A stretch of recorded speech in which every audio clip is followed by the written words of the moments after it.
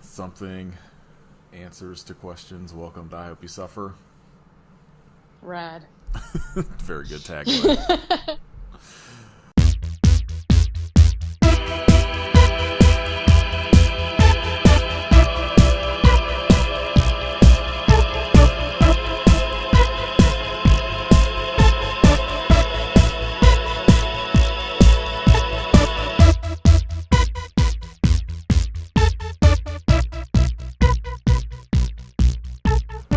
This is episode 269.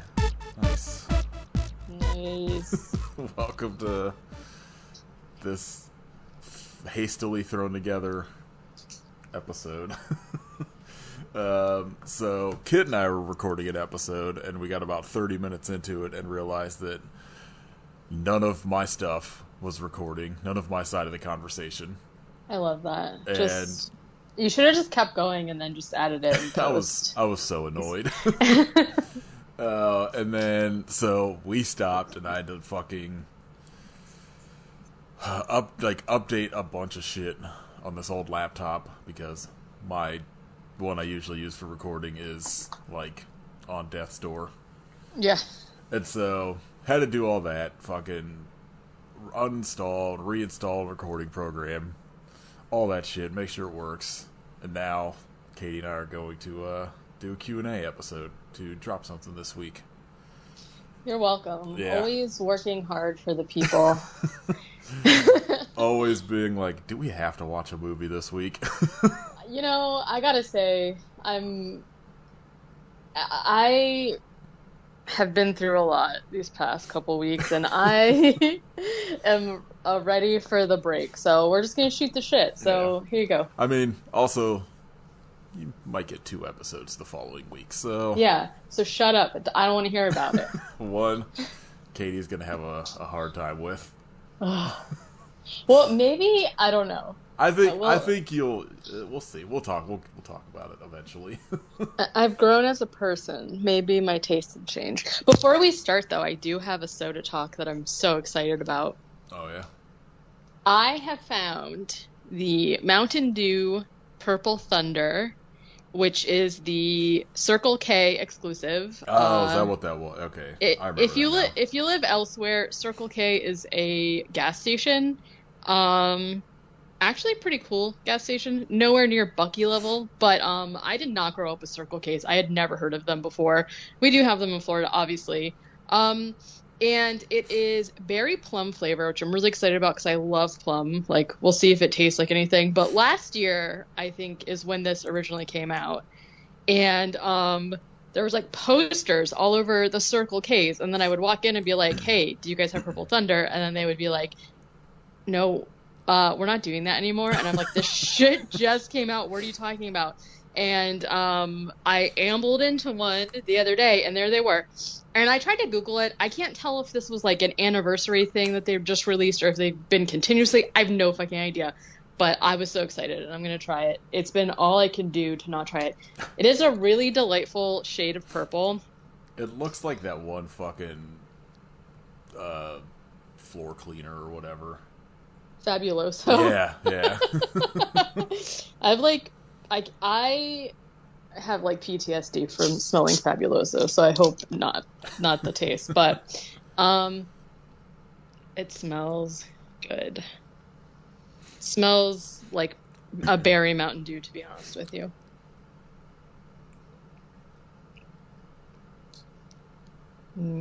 You know, again, I'm going to say I don't know that I would pick out plum, but it is...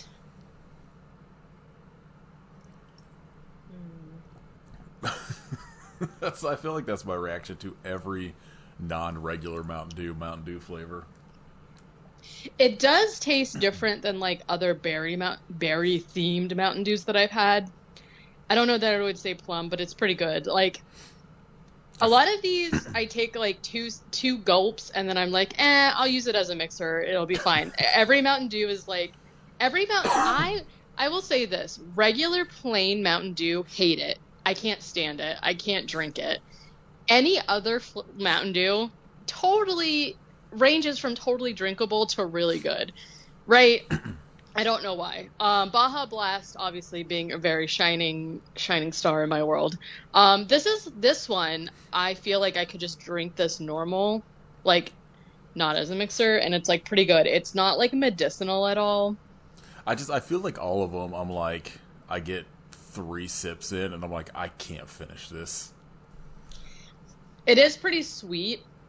I think the thing that Mountain Dew has going for it is that it has like really good carbonation to where like it's like refreshing almost. Have you seen... This kind of just tastes like a popsicle, to be honest with you. I don't know if it's new or if it's like an old flavor they re-released, but Shane sent me a picture of a Mountain Dew Baja Caribbean Splash. Yeah, I tried that on the I wasn't podcast. sure. It sounded familiar, but I wasn't sure. I just saw guava, and I was like, nope, no thank you. Yeah, I tried all of those. My store like used to get all those, and then they stopped getting them and stopped pulling expired sodas off the shelves. So, or expired anything. It's like models of Mountain Dew on the shelf from like May. Perfect. Yeah, I felt like all of the external Baja Blast flavors were like all very like, this is fine. I remember a mango one in my memory being really good. I've tried so many at this point that they like really all run together. I think that I would give this one, whatever the last one it was that I tried, I decided to start from a range of regular Baja Blast to the gingerbread one. Where does it fall? So that one was so gross. I would give this like out of 10. I would give this probably like a solid. I might give it an 8. That gingerbread one is like maybe the worst soda I've had outside of those ones that are like specifically supposed to be bad, like the ranch dressing and fucking Jones Brussels sprout soda or whatever. Yeah, it's by far the worst. Well, at least the worst Mountain Dew. Some of those Cokes are fucking disgusting, and that Peeps Pepsi was fucking terrible.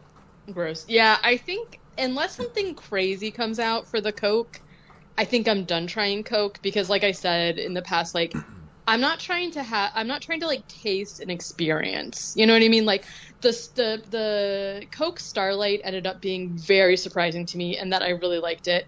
I really liked the cinnamon Coke that they did a couple years back. But other than that, all of the other like gimmicky ones like XP and I still want to try that one. Pixel or whatever, like I'm not here for that. It's just like random shit, you know? I'll still continue to try the Mountain Dews even though I feel at some point they're all kind of the same flavor profile-ish. But this one's good. The aftertaste, it's like not overly sweet, and the aftertaste reminds me of like a good berry popsicle, which is like hard because berry can be very hit or miss for me. So I'm gonna give this like an 8, I think. All right. If you can find, I mean, obviously this one's not like readily available everywhere, but I don't know. Oh, there you go. Go try a soda you probably won't be able to find. Yeah.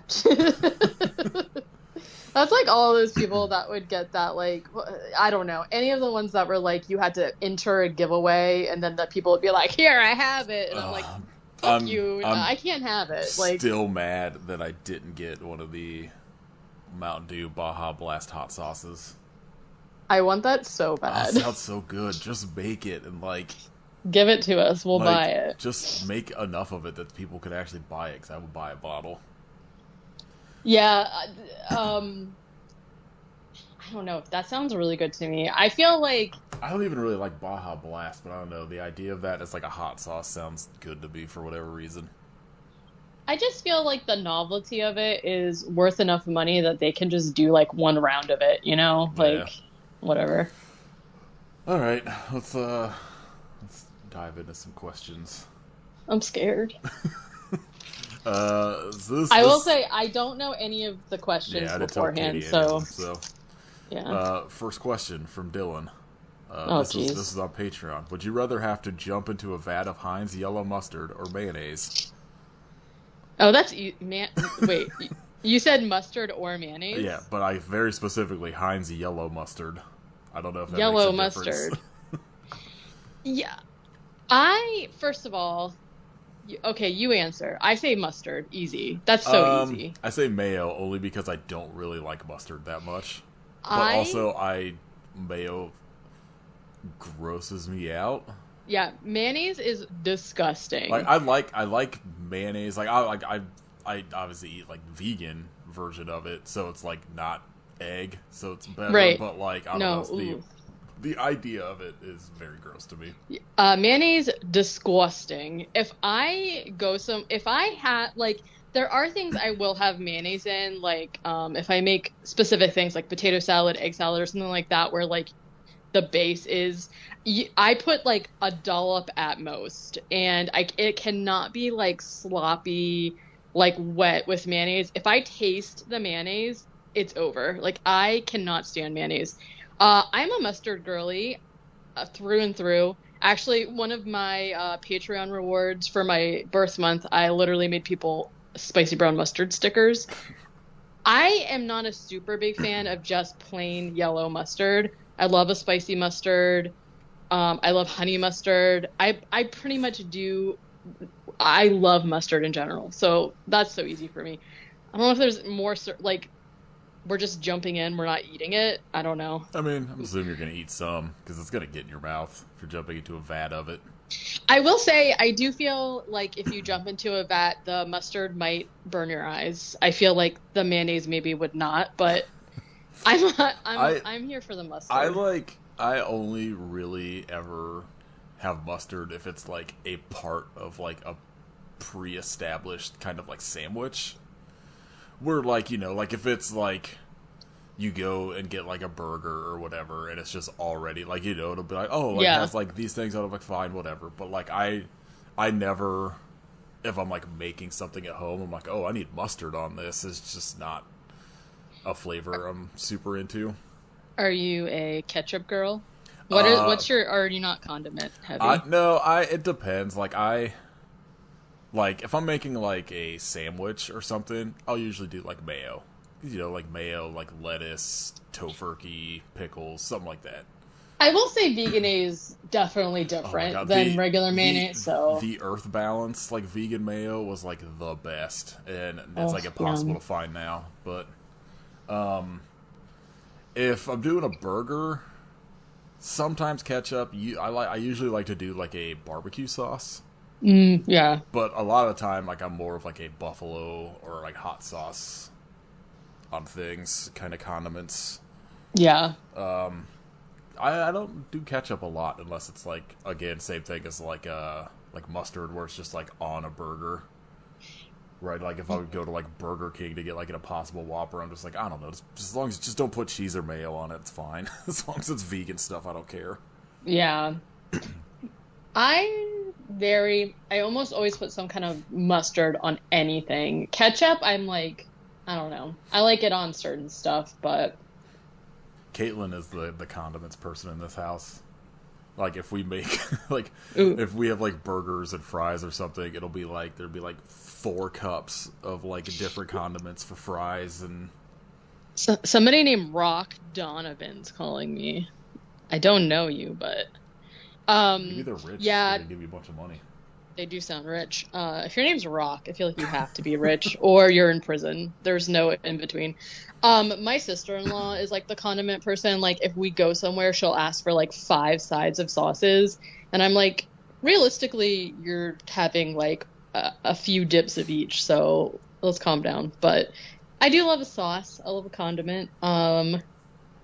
Yeah, I a lot of the time I'm like, oh, this sounds good, but then I'm like, I don't want to like get out a cup and then wash it and then all this shit just to like My have as like a problem side. So I'm just too. like, I'll eat these French fries plain. I don't care.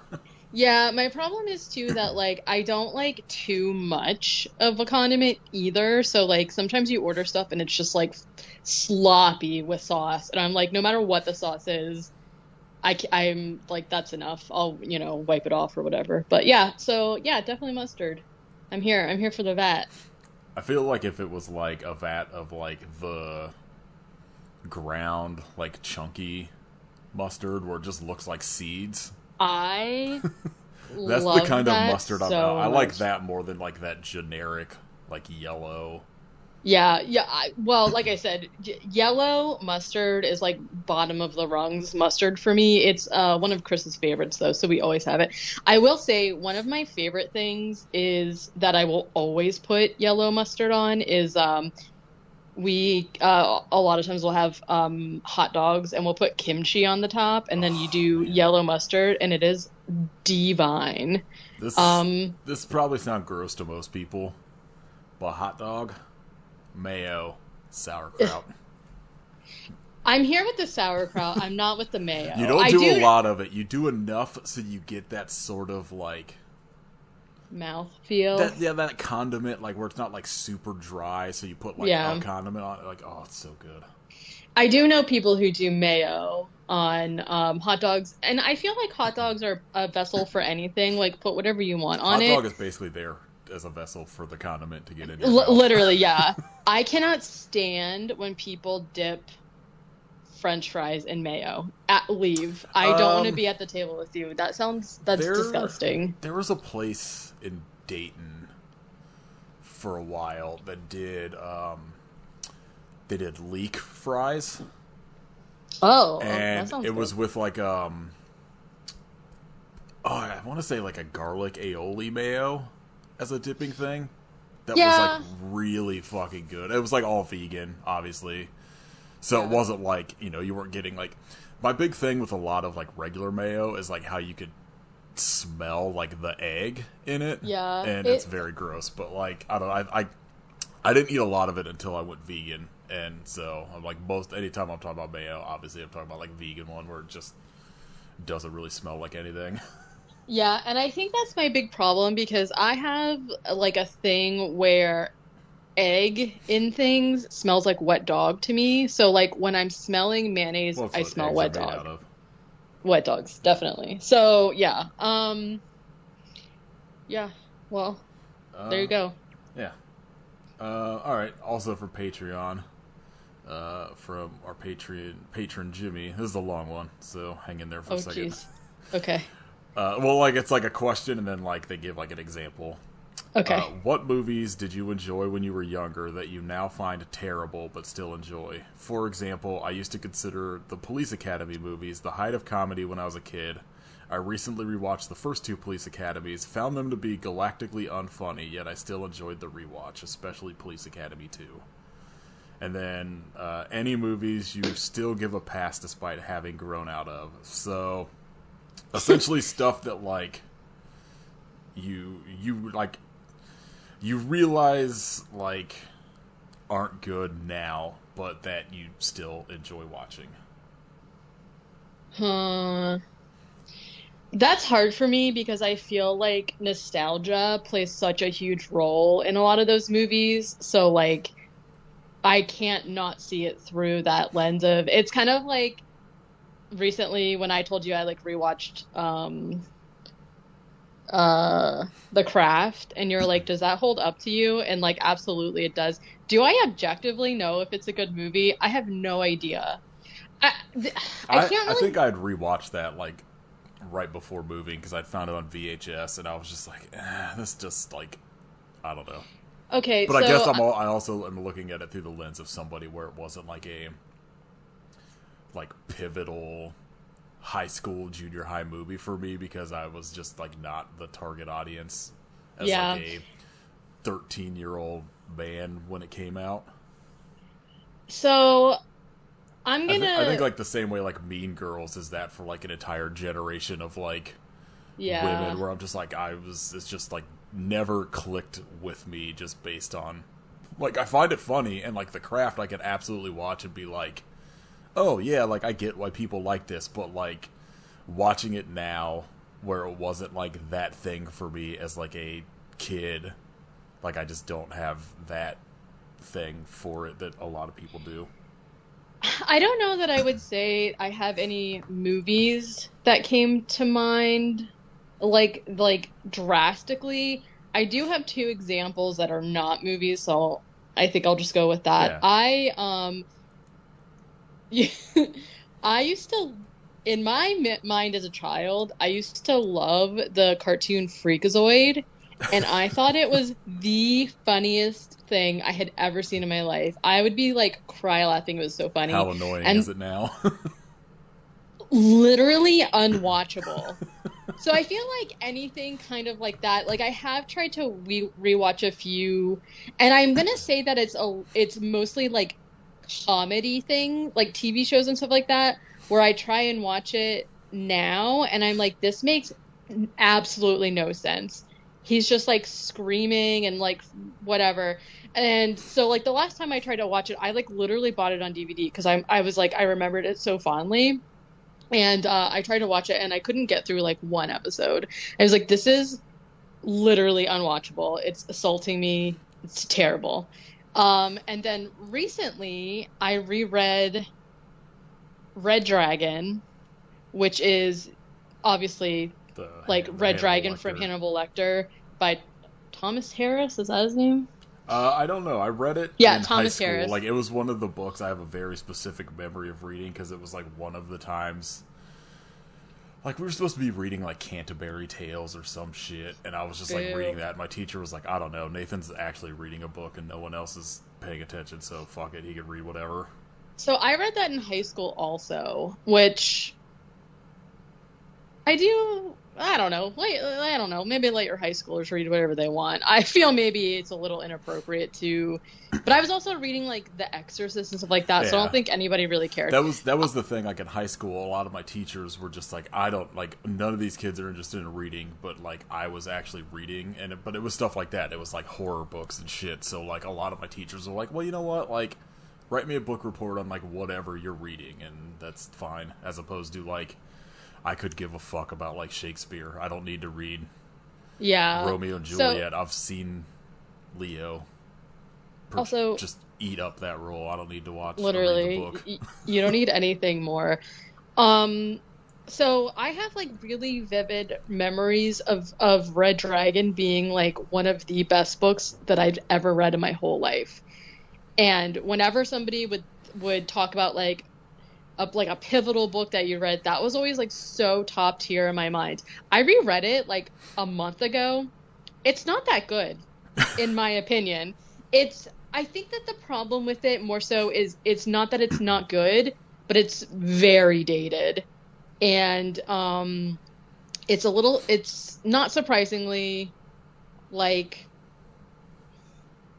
I don't know. I remember, and some of my problem with it, I think, too, is that, like, the character you're following, Will Graham, who Hugh Dancy plays in the Hannibal TV series, and that version of Will Graham, I think, I just, like, latched onto so much because Hannibal is, like, one of my favorite I need to watch TV that. shows. I've not, like, everyone I know loves it, and I really like Mads Mikkelsen.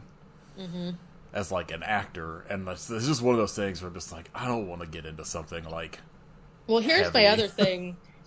There are a few things like that in my life that just were like literally perfectly made for me, and they were like, I have literally never cried as hard watching anything as I did watching that show. I loved it so much, and I'm a little scared to rewatch it because I'm like, what if that happens? I would almost rather want the memory of how good it was in my mind to like stay than to rewatch and be like, I hate it. So that's kind of how I feel about like iZombie, where I really want to do a rewatch of iZombie, but I'm like, I feel like maybe it won't be as good as I remember it being.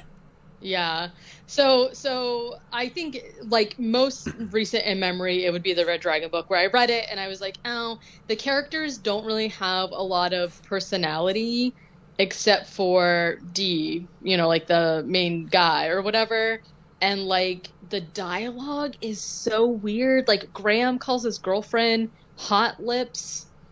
Nobody says that. And it's so I think that maybe it really is just like, and like to be fair, when I read that book, that was probably one of the first like true crime books that I read. So I was probably like, oh my God, I was probably like scandalized by it or whatever. And I just read it this time, and I was like, this is very mid. Like, I don't know. Yeah, but I had, like, in, I don't know, like a 3-month period or whatever, I went through all three of those books, like Silence of the Lambs, Hannibal, and Red Dragon. And I remember, like Silence of the Lambs, great. fucking loved Hannibal, and then like Red Dragon was kind of like, I was like, oh, this is fine, but like, which is it's ironic because like I feel like out of all of the movies, I think Manhunter, the like original version of Red Dragon, is maybe the best out of like the all of them. Yeah, The one like the Red Dragon one is fine with like Edward Norton, I think, in it. And then, like, ironically, Hannibal, I think, is the best book out of those three and the worst movie. Yeah, I got Red Dragon. I owned and somehow made it through all of my moves, and I was just like, I remember loving this book. Like, I'm finally gonna like reread it. So then I like started rereading it. I found there's actually a fourth one, Hannibal Rising, that I found in a free library, and then I found Silence of the Lambs and Hannibal at like really cheap at Second and Charles. So I did buy all of them, and I think I will read them all, but I'm kind of like stealing myself because Silence of the Lambs is like one of my all-time favorite movies. It's like a comfort watch for me. So I'm like, I don't think that the book, I don't remember if I read it, to be very honest. So I'm like, it's not gonna tarnish my feelings of the movie, but no, yeah. they're like, have you read Hannibal?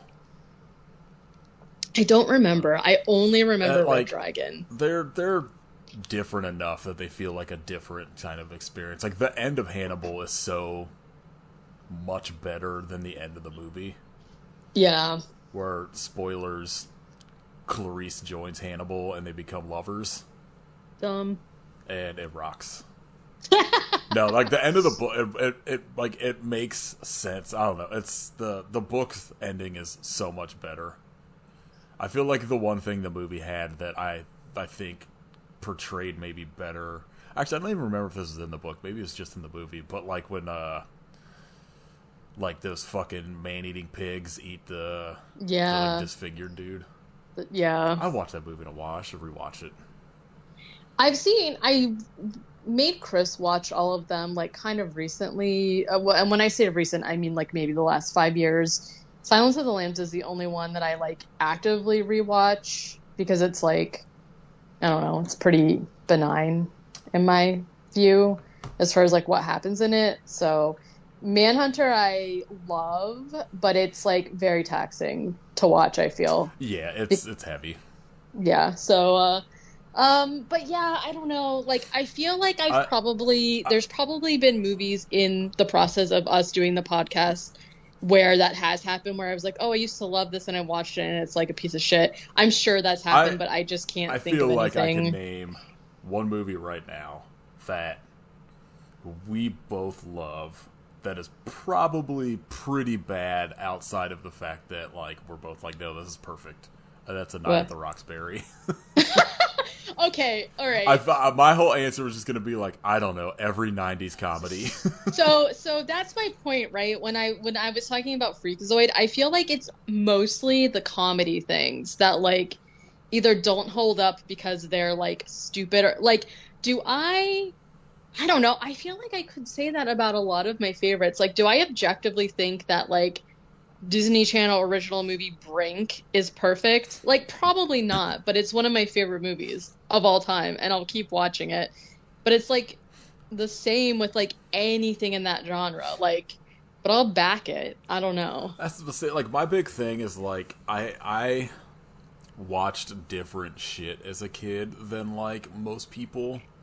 Where like I like my sister was of like you and my sister are probably closer in age than like you and I. So like by the time that a lot of that like shit was really taking off, like the Freakazoid type stuff, I had just moved to like, you know, Batman the Animated Series or like the X-Men cartoon stuff that's like still sort of for kids but for like older kids, right? Or like stuff that like adults could also enjoy.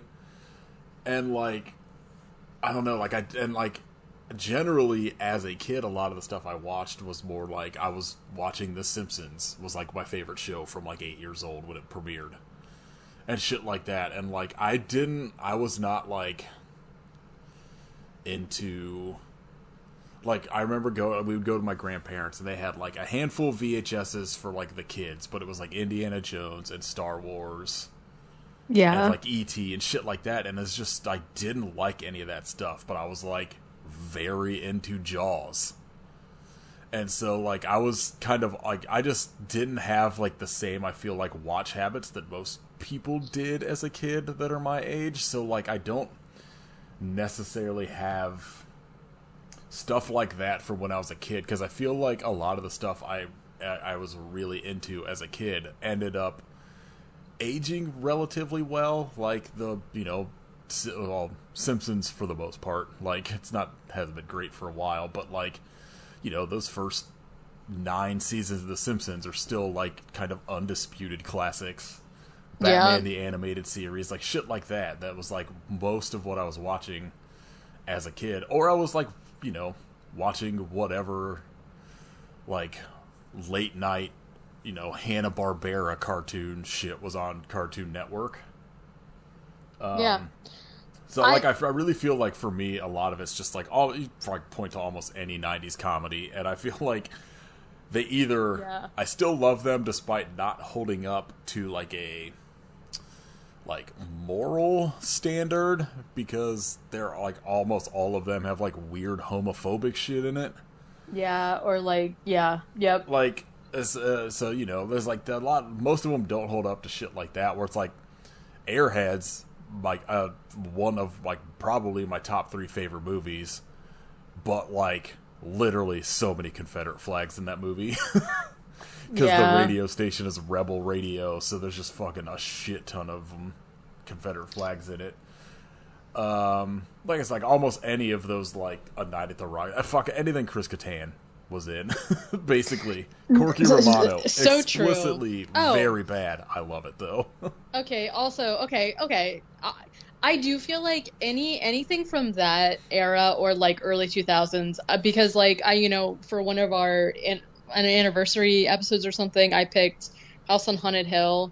Do I love that movie so much? Yes, absolutely. I will defend it. It's not good. It's not a good movie, like objectively, sure. Speaking of Chris Kattan. But I kind of actually, there are a lot of things like that where like for instance, The Crow, I thought it was the coolest shit ever. It's not, it's fine. You know what I mean? Like, if you're watching it as somebody now for the first time, it's probably not the best movie. Yeah, it's dated.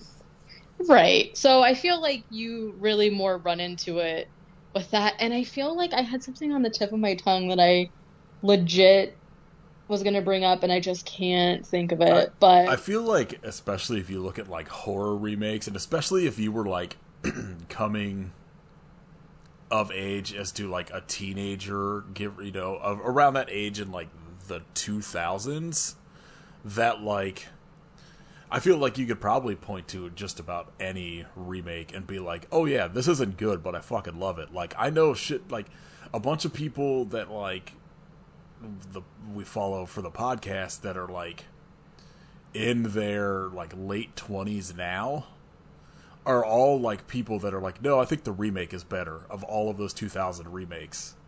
And I'm like, yeah, you're wrong, but like I get it, because that was probably like the 2003 Texas Chainsaw Massacre remake was probably your first experience with a Texas Chainsaw Massacre movie. yeah. And so like the remake, it's fine. It's not like egregiously bad, but it's not better than the original. But like I get why emotionally like that's the one you gravitate towards, because it's like your first one. It's like like we talked about it when we did that bonus episode with like Texas Chainsaw Massacre 2. Like I think 1 is a better overall like movie, but like I like 2 more because it's got insane. It's got it's like I don't know, it fits more of like my aesthetic, like things that I find like aesthetically pleasing in like a movie like that, as opposed to like 1 is just like straight up like hard to watch because it's fucking like brutal and like grimy and whatever. So Yeah, I mean, I feel like that's all like another thing. Whereas, like, I feel like if you fell in love with one of those remakes before you saw like the original, like you're probably going to be like, yeah, like I think this one holds up better, despite it really not. Like, I'm waiting for one person when these Exorcist remakes come out to be like, no, this is better. I'm gonna be like, fuck you, I hate you. Yeah, go to hell. Yeah. Yeah. All right, let's see. So that was the only Patreon ones. So everything else is Instagram. Oh boy. I didn't put these in like a order because I want to save two specific ones for last. All right. Parkit_B on Instagram says, do you guys do any sort of 31 days of horror for October? Like any of those challenges? I usually don't. Usually the only one I do is Junesploitation, but last year I kind of half-ass did Unsung Horrors Horror Gives Back thing in October, where what they do is just like, they put out like a prompt list that you can follow, but basically what they do is they just, like, any horror movie you watch in October, like, donate $1 for every horror movie to whatever charity they're raising money for. And I think the last 2 years it was like Best Friends Animal Society, something like that. And so last year I didn't follow the prompts. I just kind of was like, I don't know, I'd probably watch like this amount, and I just like donated some money. But I might try to do their prompts this year. Like, I really like what I do for Junesploitation, especially with like the way my brain works. And I get like option paralysis on a lot of those like streaming sites where I'm like, Yeah. I want to watch all of this, but I don't want to watch any of it. So like when I have like a prompt, I feel like I could be like, okay, this narrows it down. There's like 3 Shannon Tweed movies on Tubi, so I have to watch one of them. So it like narrows it down. So I might do that this year, but I haven't really done them in any of the, especially October. I usually just kind of watch whatever. I'm not one of those people where I'm just like, okay, it's October, it's only spooky movie time. Because, like, I feel like I'm just watching that shit year-round anyway, so I'm just like, I don't know, it's just like another month. Right. I do feel like the answer for me is also no. I do feel like, not to be one of those people about it, but we do, I mean, literally, sort of technically, this is like a horror podcast, right? And I feel like us, including Kit, will mostly, if we're just like picking something to watch, a lot of times it will be some kind of horror genre movie, right? Like, that's just what we gravitate towards.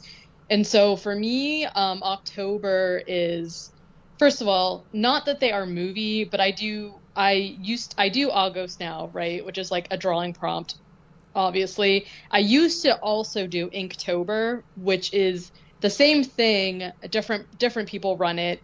And it's like, instead of doing, well, people don't do all ghost stuff for August the way that I do, because I find it more challenging, so I only do ghosts. But Inktober is the same idea, where they just give you a prompt list and then you can draw whatever you want. And so I did that for a while, and then I was at one point doing both of those. And then one year I did a like horror drawing challenge for December, and what I learned is that it's very taxing to do.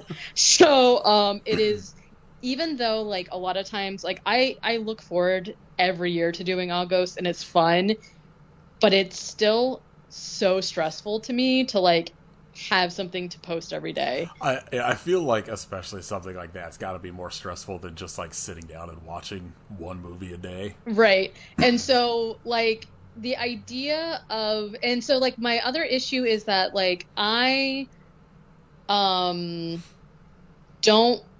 watch a lot of TV that I pay attention to, like, if that makes sense. Like, I will have something on, yeah, like King of the Hill, like, something you've like seen 100 times. It's just like background noise at this point, right? Because I'll either be like drawing, or a lot of the art that I do, unfortunately, is stuff that I can't really be like looking at the TV. And so it's very rare that I will sit down and watch something with my full attention.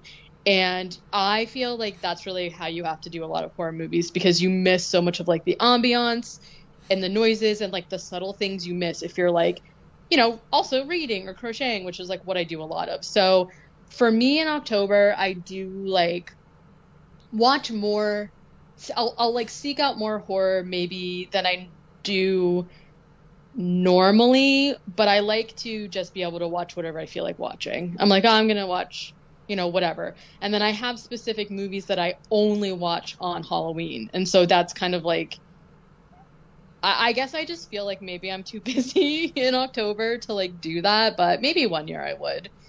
But I don't, as you guys, if you listen to the end of our episodes where we talk about what we watch, there's like weeks and weeks and weeks where I don't watch anything. You know what I mean? So like, to me, I don't know. I would maybe do it in a charity capacity, like specifically to give to a charity, but like, I don't know, it just doesn't like appeal to me. I've thought about trying to do one for Ivy Suffer, sort of the way like Unsung Horrors does, where it's like, oh, like we'll do this, we'll like try to raise some money for charity, or even like outside of that, just do like something dumb where we do like an episode where it's like, here's like, we each watched 30 movies for this like dumb challenge we made up, but it would have to be something very like stupid and I Hope You Suffer specific. Yeah. It would be like, Mark Polonia movie, and then we'd just all be mad for a month. Boo. I will say, like, as much as like when we're doing the episodes and we like have fun and we like joke about some of the really terrible stuff that we watch, like sometimes it's hard when you have like, especially if you were, like 3 people, you have like jobs, you have families, you have all this stuff. Sometimes it's hard to sit down and watch like Ass Explosion from Earth or something. Do you know what I mean? So like, is that a real movie? Because I'm in. But at least for me, it's like hard to, because that's like you're investing like time into it. So I don't know, like, yeah, could I sit down for a day every month and watch a Polonia Brothers movie? Absolutely not. No.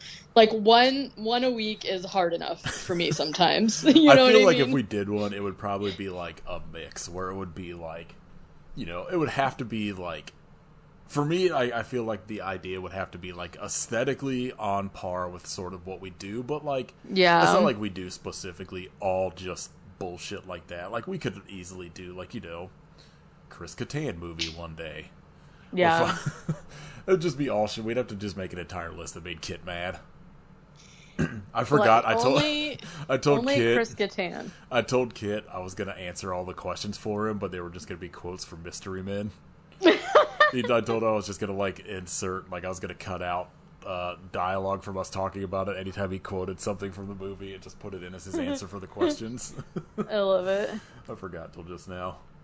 Yeah. Just, I guess, shout out, because I think Unsung Horrors will probably be dropping their prompts here sometime.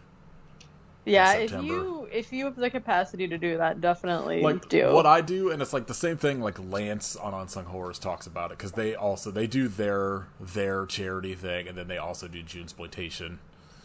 And, like, it's the same way I do it. Like, there's people that it's like very specifically, it's like, no, if it's the day, you have to watch that movie, but like, I'll hop around and watch like whatever, as long as I watch, like, one from each prompt throughout the month, because it's just like, yeah, it's like you said, like like work schedules. Like mine's a little different. I watch movies at work, like, but it's also the same thing. Like sometimes like it's just not like, it's like a lot of time, like especially recently, it's just been like, I don't know, I don't have the mental capacity to like watch something new. So it's been a lot of like earnest movies or shit I've seen like 100 times. I could just put on and like not have to pay attention to, which is you, especially when I like.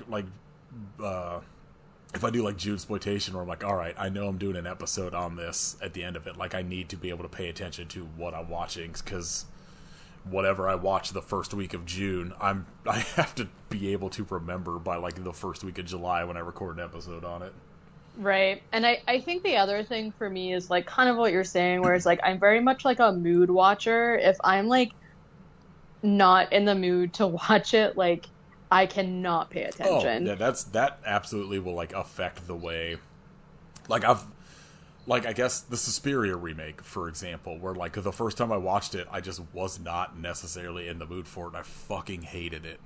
Mm-hmm. And then when we did the episode on that in the original, like I fucking loved it. I think it's great. I was just like, I was in the right headspace for it. So like, it worked way better for me. Yeah. Yeah. All right, let's see. Um, Shad from Jumpscare Podcast asked, "What's your favorite monkey horror movie?" I'm curious if you even have one.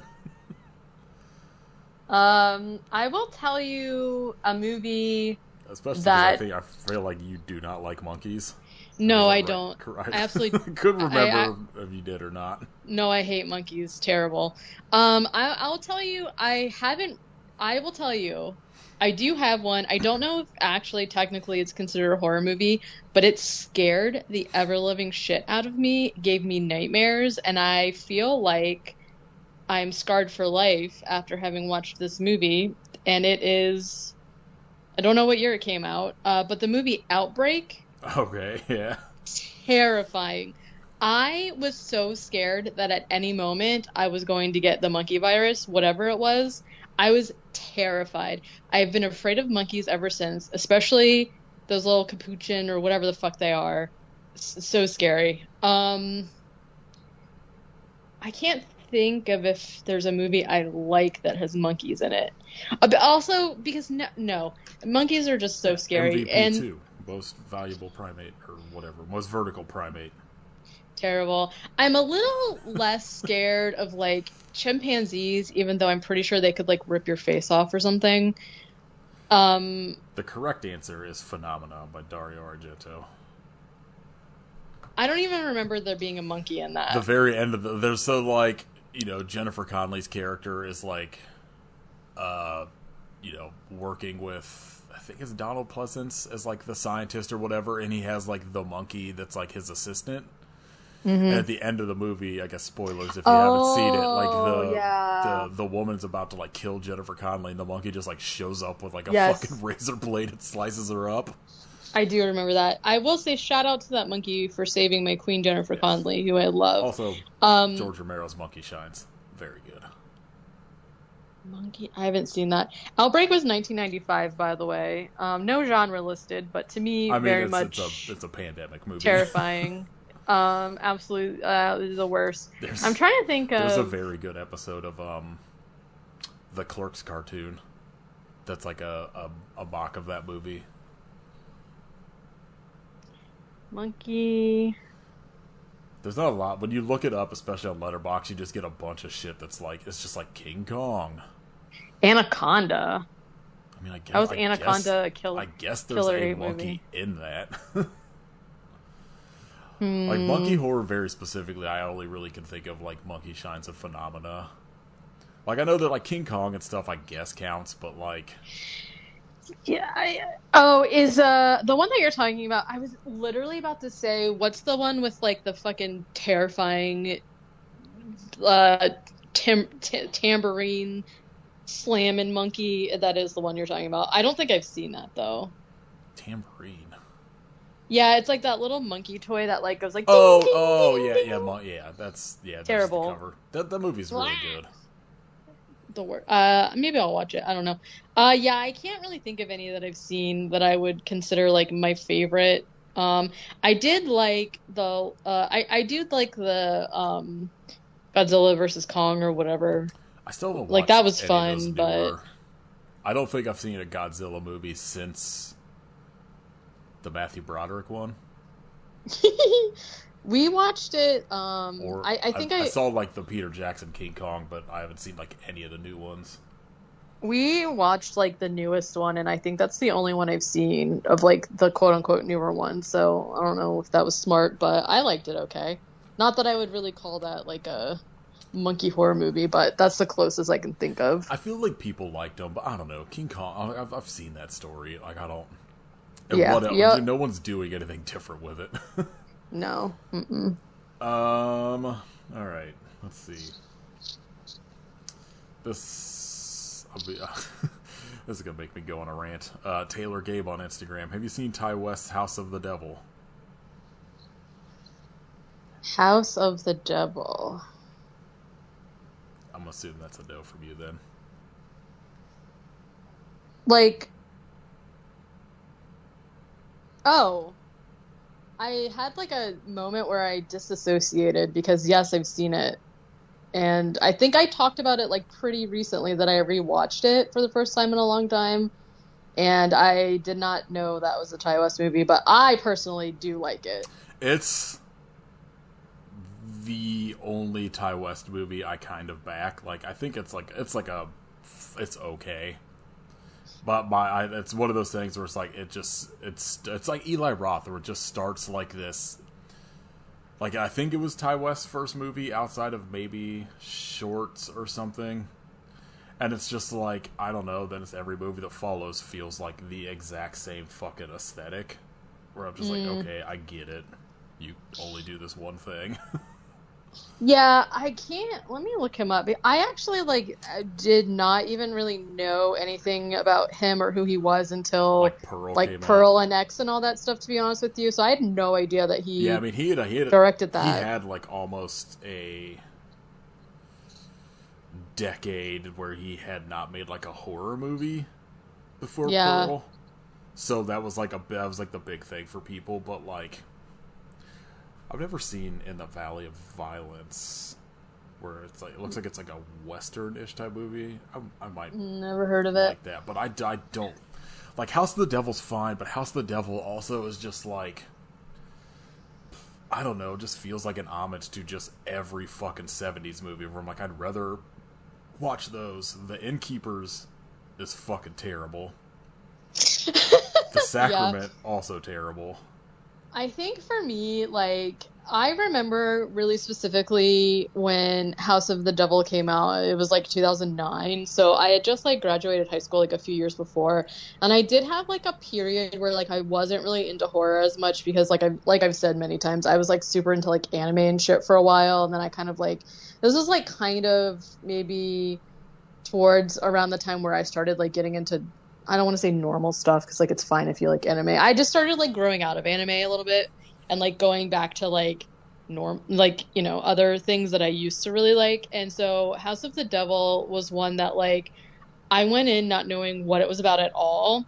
And I think that the one thing the movie does really well is that it really makes you, it feels like a timepiece movie to me. So like when you watch it, I feel like it feels like it's like late 70s, like when you're watching it. And I feel like a lot of movies that try and do that, like, don't capture that for me. And, like, I'm not saying that I like Ty West because, I don't really know. But, like, this movie specific, when I watched it, was one of the first movies I had watched in a really long time that made me feel, like, actual, like, dread and anticipation about, like, what was happening. Just with, like, the score. And it's, like, it is one of those movies where, like, nothing happens until, like, all of a sudden stuff's happening. You know what I mean? So, like, for those reasons, I really liked it when I first saw it, and then I rewatched it maybe like, I feel like it was sort of recently, like maybe right before I moved from California, so like within the last 2 years, and I still really liked it.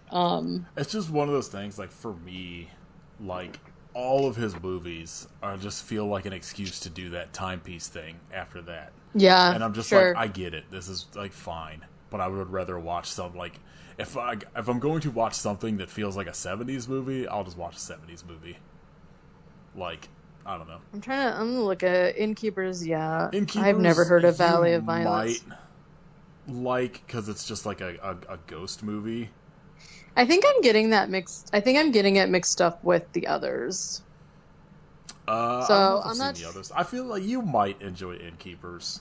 I fucking hated Pearl and X, so I'm not ever gonna watch those. Yeah. The Sacrament is like fuck, it's not Jonestown. It's like it's a movie about like, it's very specifically taking. Oh no, I shan't watch that. It says Eli Roth presents. Yeah, it's like a movie about like a cult that leads to like an FBI raid or some shit at the end where they like, everybody starts like taking poison and killing themselves. I don't know if you've seen any like cult movie about that kind of, like Jonestown or like whatever. Like, watch the VHS fucking segment on like the cult. I know. Instead. I need to watch all of those. Watch that one. But as I'm like looking through his filmography, I don't feel like I've really seen anything else. So yeah, I don't know. Not a big fan of But Cabin Fever 2. surprisingly, no. Never seen autoerotic, so couldn't say. I forgot to bring this up a little bit ago. As you all know, I also do not like Mia Goth. Nothing personal to her because I don't know anything about her. If she's cool or not, like cool. She just has like one of those faces that I just annoys me to look at. And I tried to watch Infinity Pool, and like, have you seen that? Not yet. I really want to see it because I fucking love Braden Cronenberg, but I also am not a fan of Mia Goth, and I feel like any clip I've seen of it, it like takes me out of it completely. I watched half of it. I think the first half I was like actually pretty into because the story is like very weird. And so for those reasons, I feel like like I said, I've only seen half, so I can't really say whether you would like it or not. You might, because I liked the plot. And then I got like halfway through and it like takes a turn and I was like, I don't think that this is for me. This movie was not made for me. But I will say, Yeah, I feel like Brandon Cronenberg is not a Katie director.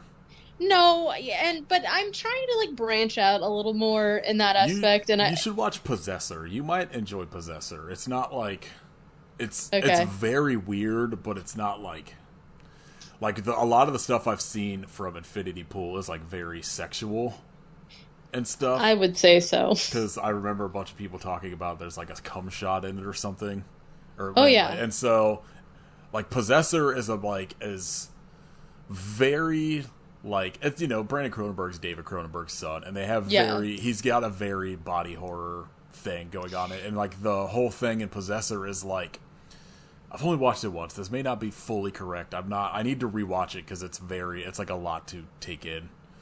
But it's like people that can like I guess jump into someone else's body, something like that, and Mm. it's very weird and like interesting, and you might like that more than something like Infinity Pool. Yeah, I think I will try and finish it because, like I said, overall concept to me was like extremely cool. I liked a lot of the shots in it. But what I was trying to say is that like she's just not for me. Like I don't feel she is not my preferred acting Yeah, like ability. If that, I can't say I like hate her. I just don't like the thing about like Pearl and X is like she's equally like I don't like those movies, but I also can be like okay, like I see why. Like she's the only aspect of those movies that's worth watching, but also still like not for me. Because like yeah. I absolutely see how like people are like this is a great performance, but it's just not. I don't know, just like you said, like not for me. No, yeah. So yeah, anyways, Katie, yeah. pro House of the Devil. Yes, very much. Me, it's fine. It's I the love only it. Ty West movie I will say is at all worth watching. I'm gonna also say that considering as I don't think I've seen any of his other movies You and I don't really plan to, honestly, so you well, might like Innkeepers as like a. It's from I've only seen it once, and I watched it like right after I think I watched House of the Devil, and okay. like it's very slow, but it's like a haunted hotel movie if I Yeah, remember that sounds correctly. So you might like that, but I yeah. remember it not really doing anything for me. Also, he brought Lena Dunham to, I think, the masses. Ew. So she's in House of the Boo. Devil as like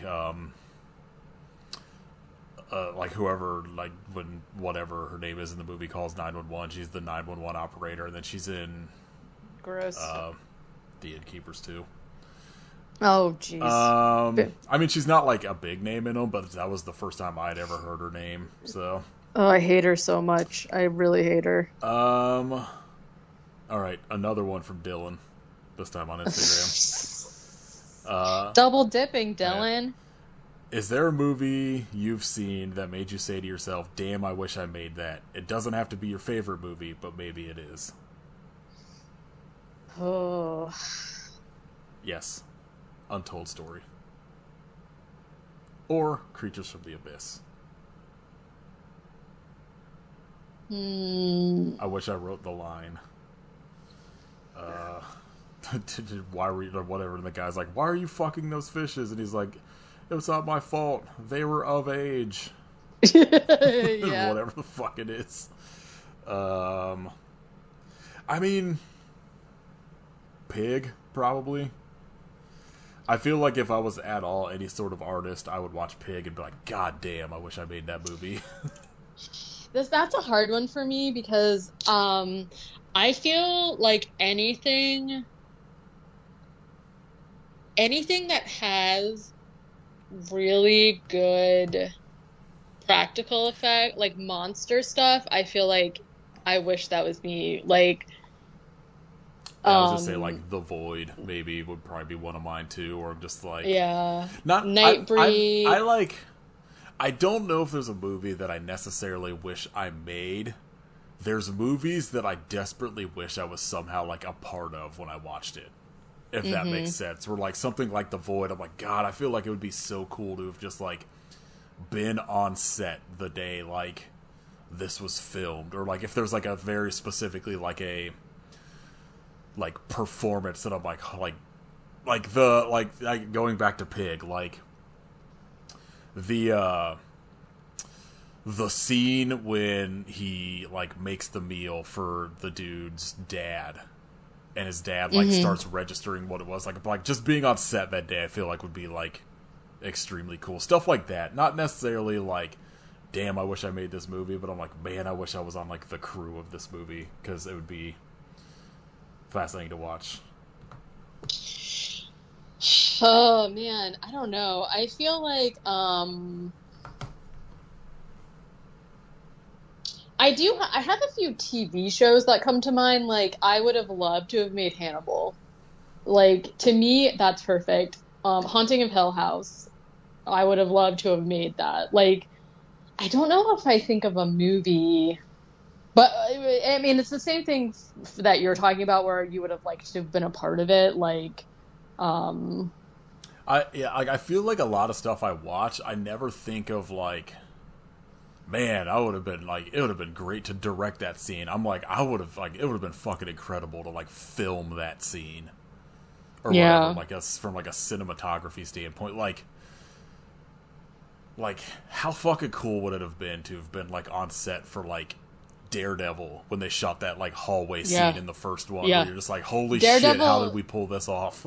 Daredevil came to mind for me too. Maybe like I don't know. Maybe a Spider-Man, like, yeah, the scene where something. Fucking a Spider-Man Homecoming, where Vulture traps him under all that rubble, and he's like, "Come on, Spider-Man, come on, Spider-Man." I would fucking like, that scene fucking kills me every time. It's so good. Yeah.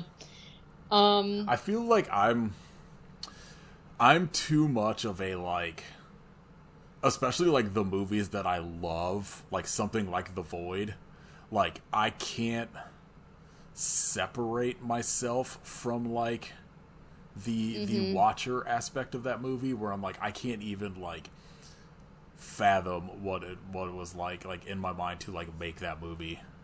So like it's like, it's a thing that like for stuff like that I don't think of. It's a lot more of like a, like I said, like a, like the Daredevil, that hallway scene, or like the fucking in season 2 when like that whole scene when like the Punisher is like kidnapped, and he's like, but he's like, you know, he's got like the razor blade like in his arm or whatever, like he knows he's going to escape, but he's like got himself kidnapped on purpose, and he's being like interrogated and shit. Like that scene, I'd be like, God, this is probably fucking so cool to like be on set watching like these people act or whatever. Yeah, I feel like for me, I definitely, like, there's a lot of things I watch that I feel like I want to be a part of, like, the makeup part of it. Yeah.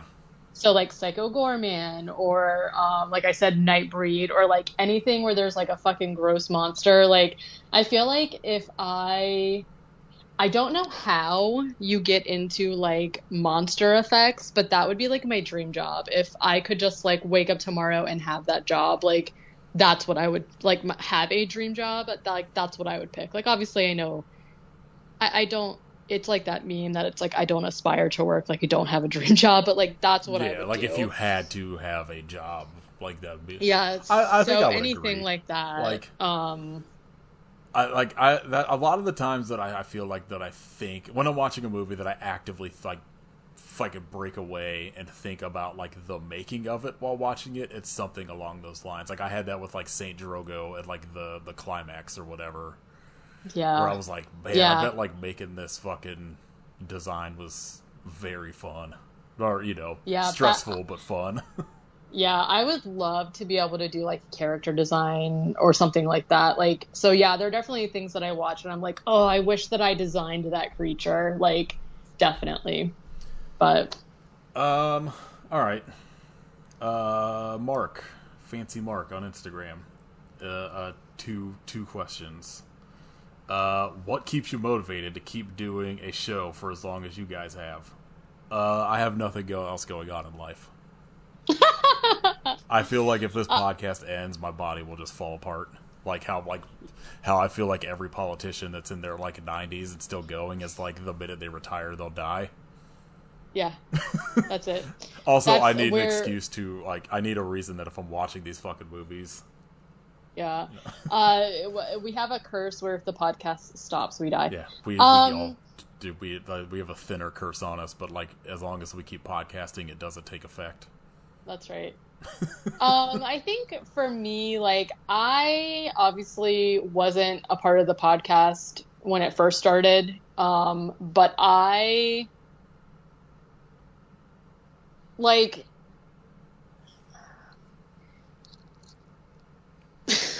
I'm trying to think of like a way to explain this.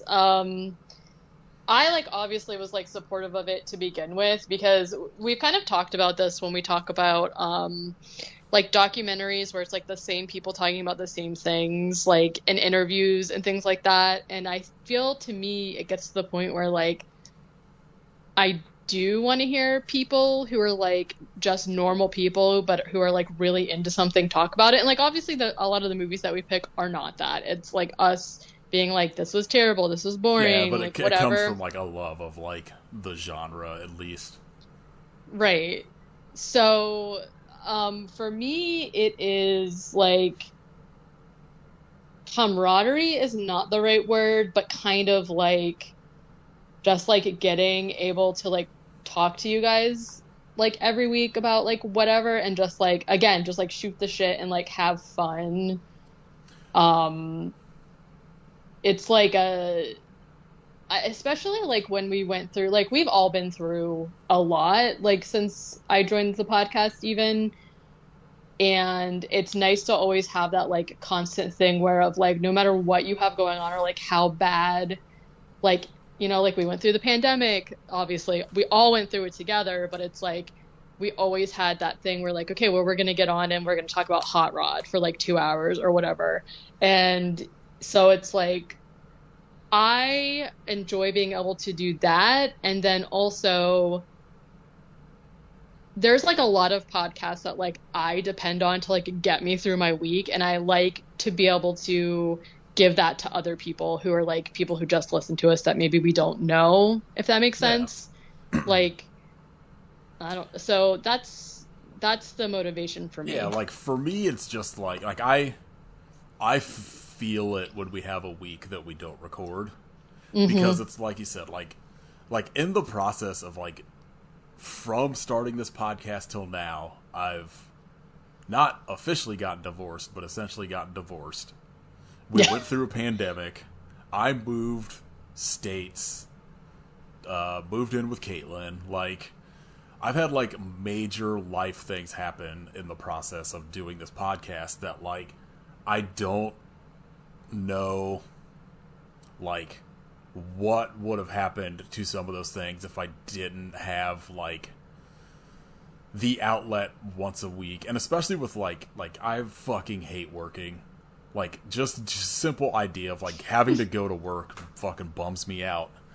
And it's one of those things where just like, all right, well, in 4 days we're gonna like talk about this dumb as shit movie and it's gonna be fun. So I have that to look forward to, sort of thing, you know? And like it's the like one of the things during the week that like I'm like I can rely on to be like, all right, I know even if this movie sucks, I'm gonna have like a good time talking to Kit and Katie, or like if we have a guest about it. And I don't know, in general I like doing it, so we keep doing it.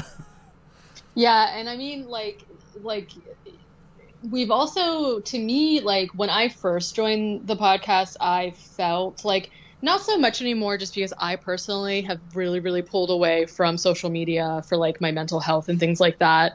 But just like the community around it and like all of the other people, like I've made some really good friends just because like other people have horror podcasts, and like a lot of people are like not necessarily doing the same thing as us. We're like watching something that's probably not good, and you know, like lesser known movies or whatever, but it's still like the people that I've met through that and like the support of people just made me feel like I had that like extra community at a time when like I also moved across the country twice during the podcast. So when I first like joined, I was living in Richmond, and then we moved to California, and I didn't know anybody. So having that like kind of online community at that time was like really pivotal for me, just not like losing my shit, because like, you know, like we were staying in an Airbnb. Chris was like going into the office, and I was just like there, and I'm like, I don't even know what to do with myself. Like it was very bizarre. So that's been really nice. I also like, I didn't know Kit. Like obviously Nathan and I have been friends for, I don't even know how long. I mean, no, it's like, cause this podcast has been going, I think we're coming up on 5-year anniversary. Damn. So like, it has to be, cause you've been doing it for maybe it's 4 years. Let's see. It might. It's either, it's at the least it's 4 years, at the most it's 5. I just forget which. I got to like scroll all the way back on I know, I have no idea. But I mean, we had been friends for at least 2 or 3 years. No, yeah, this will be 5 years. September 14th, 2018. So we've been friends for like 7, maybe at like least maybe 8, 7 or 8. Yeah, and there's like, again, just like a lot of factors to where like you and I, like I feel like we would mostly talk on Twitter before, and then we kind of stopped using Twitter. You don't have Twitter at all anymore. And like we text obviously and like talk on other platforms, but there's a lot of times where like we don't really talk as much just because like we're not attached to our phones anymore as much or whatever. So like getting to do the like bonus episodes where we could just like talk about superhero stuff because we're not like not able to just, well, it's also like, have, like, when you were in California, you weren't going to bed till like 3 a.m. here, so right. You were up longer. So now it's like you're going to bed like an hour after I go to work. Yeah, like I'm in bed at 9:30. Yeah, I'm like clocking in at 10 p.m. and you're like, all right, good night. I'm asleep. Yeah. So the time, whatever, like that's been different too. So it's just like really more of getting that time to like talk to you about stuff or whatever. Also, that's been, not to leave Kit out of it, but I don't really know him. No, just kidding. Kit, I feel like would probably have like the same sort of thing. It's just like, I don't know, it's just fun to do.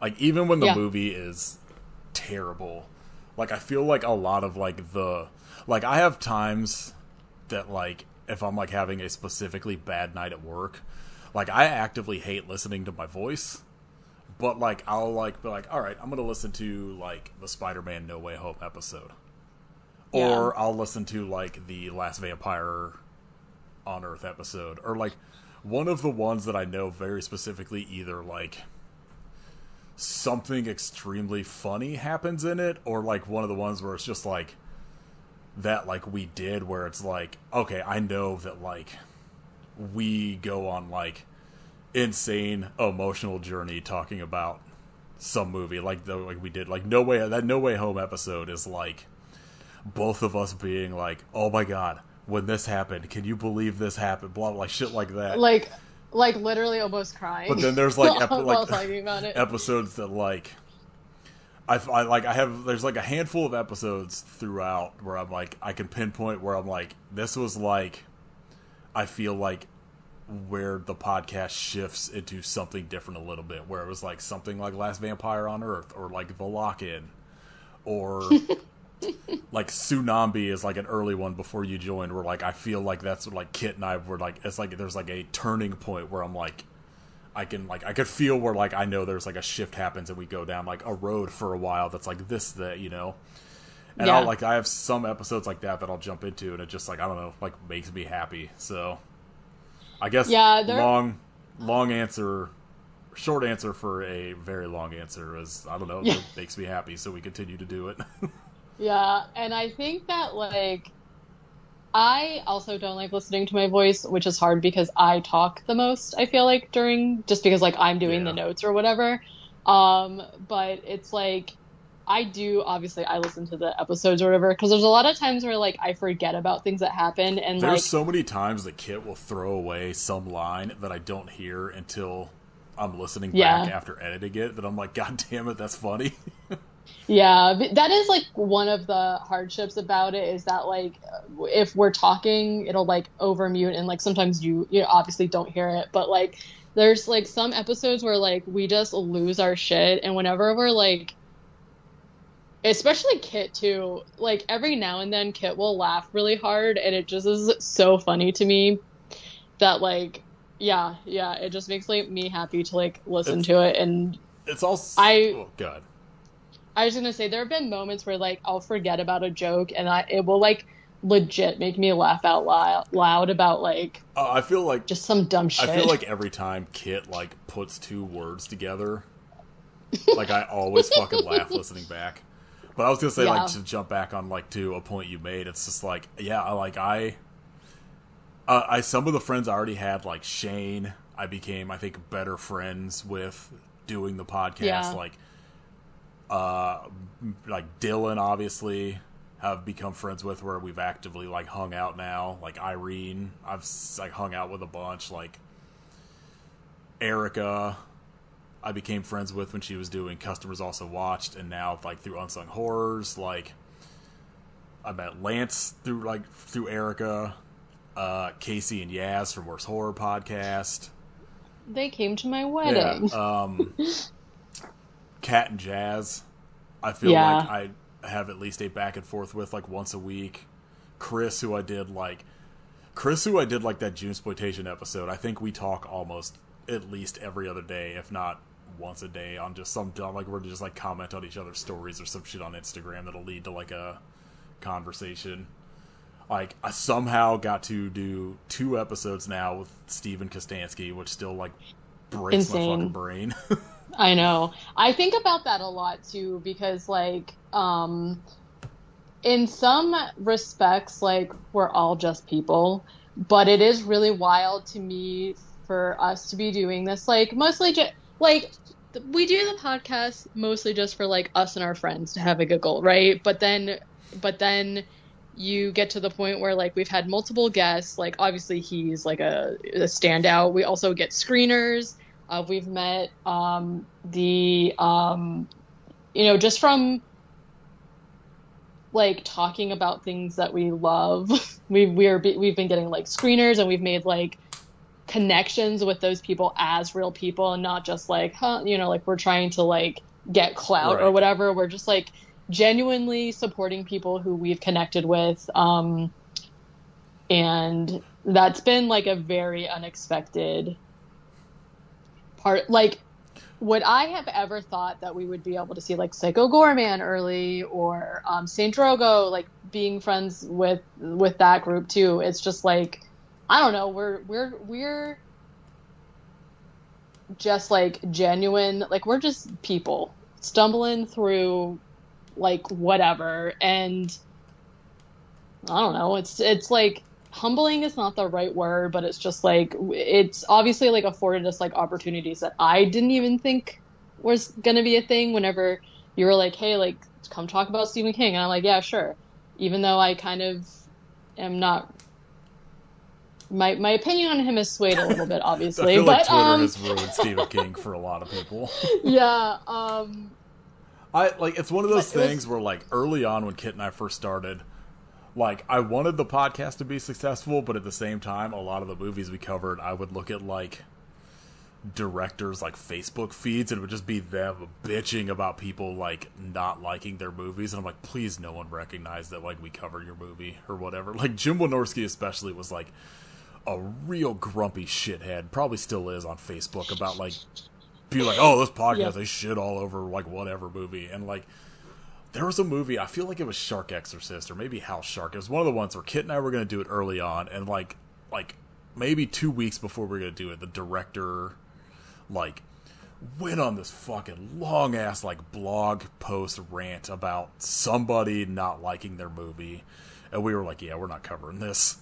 And then it just ended up yeah, turning into like I don't know, we did Manborg and Steven Kostanski was just like, hey, good job. And then we were like kind of, I would say like, at least for me, like periodically we'll like have some back and forth on Instagram. I feel like I would say we're friendly. Like yeah, the Monster Makeup crew, especially Brandon, yeah, I feel like I'm actually actively friends with outside of like liking their art. yeah. So yeah, that was like a very unexpected thing from when like I first started the podcast. Yeah, I mean, it's crazy, and I think like the other thing that I like about it too is that like what I was trying to say is that just like we're authentic in our opinions. Like we're not going to pretend something. We're not going to pretend that we thought something was good just because somebody is like, "Hey, here's a screener." Like we're very Oh no, clear with people about like, I very clearly, anytime someone's like, hey, do you want to like cover our new movie, like I every time I'm like, we're down, but just FYI, like we are kind of known for covering movies that are quote unquote bad, and we will like give like our true like 100% opinions on them. And to like the credit of the people that have like we've actively covered, like they're like, yeah, fine, say, and like whatever, we just want people to talk about our movie.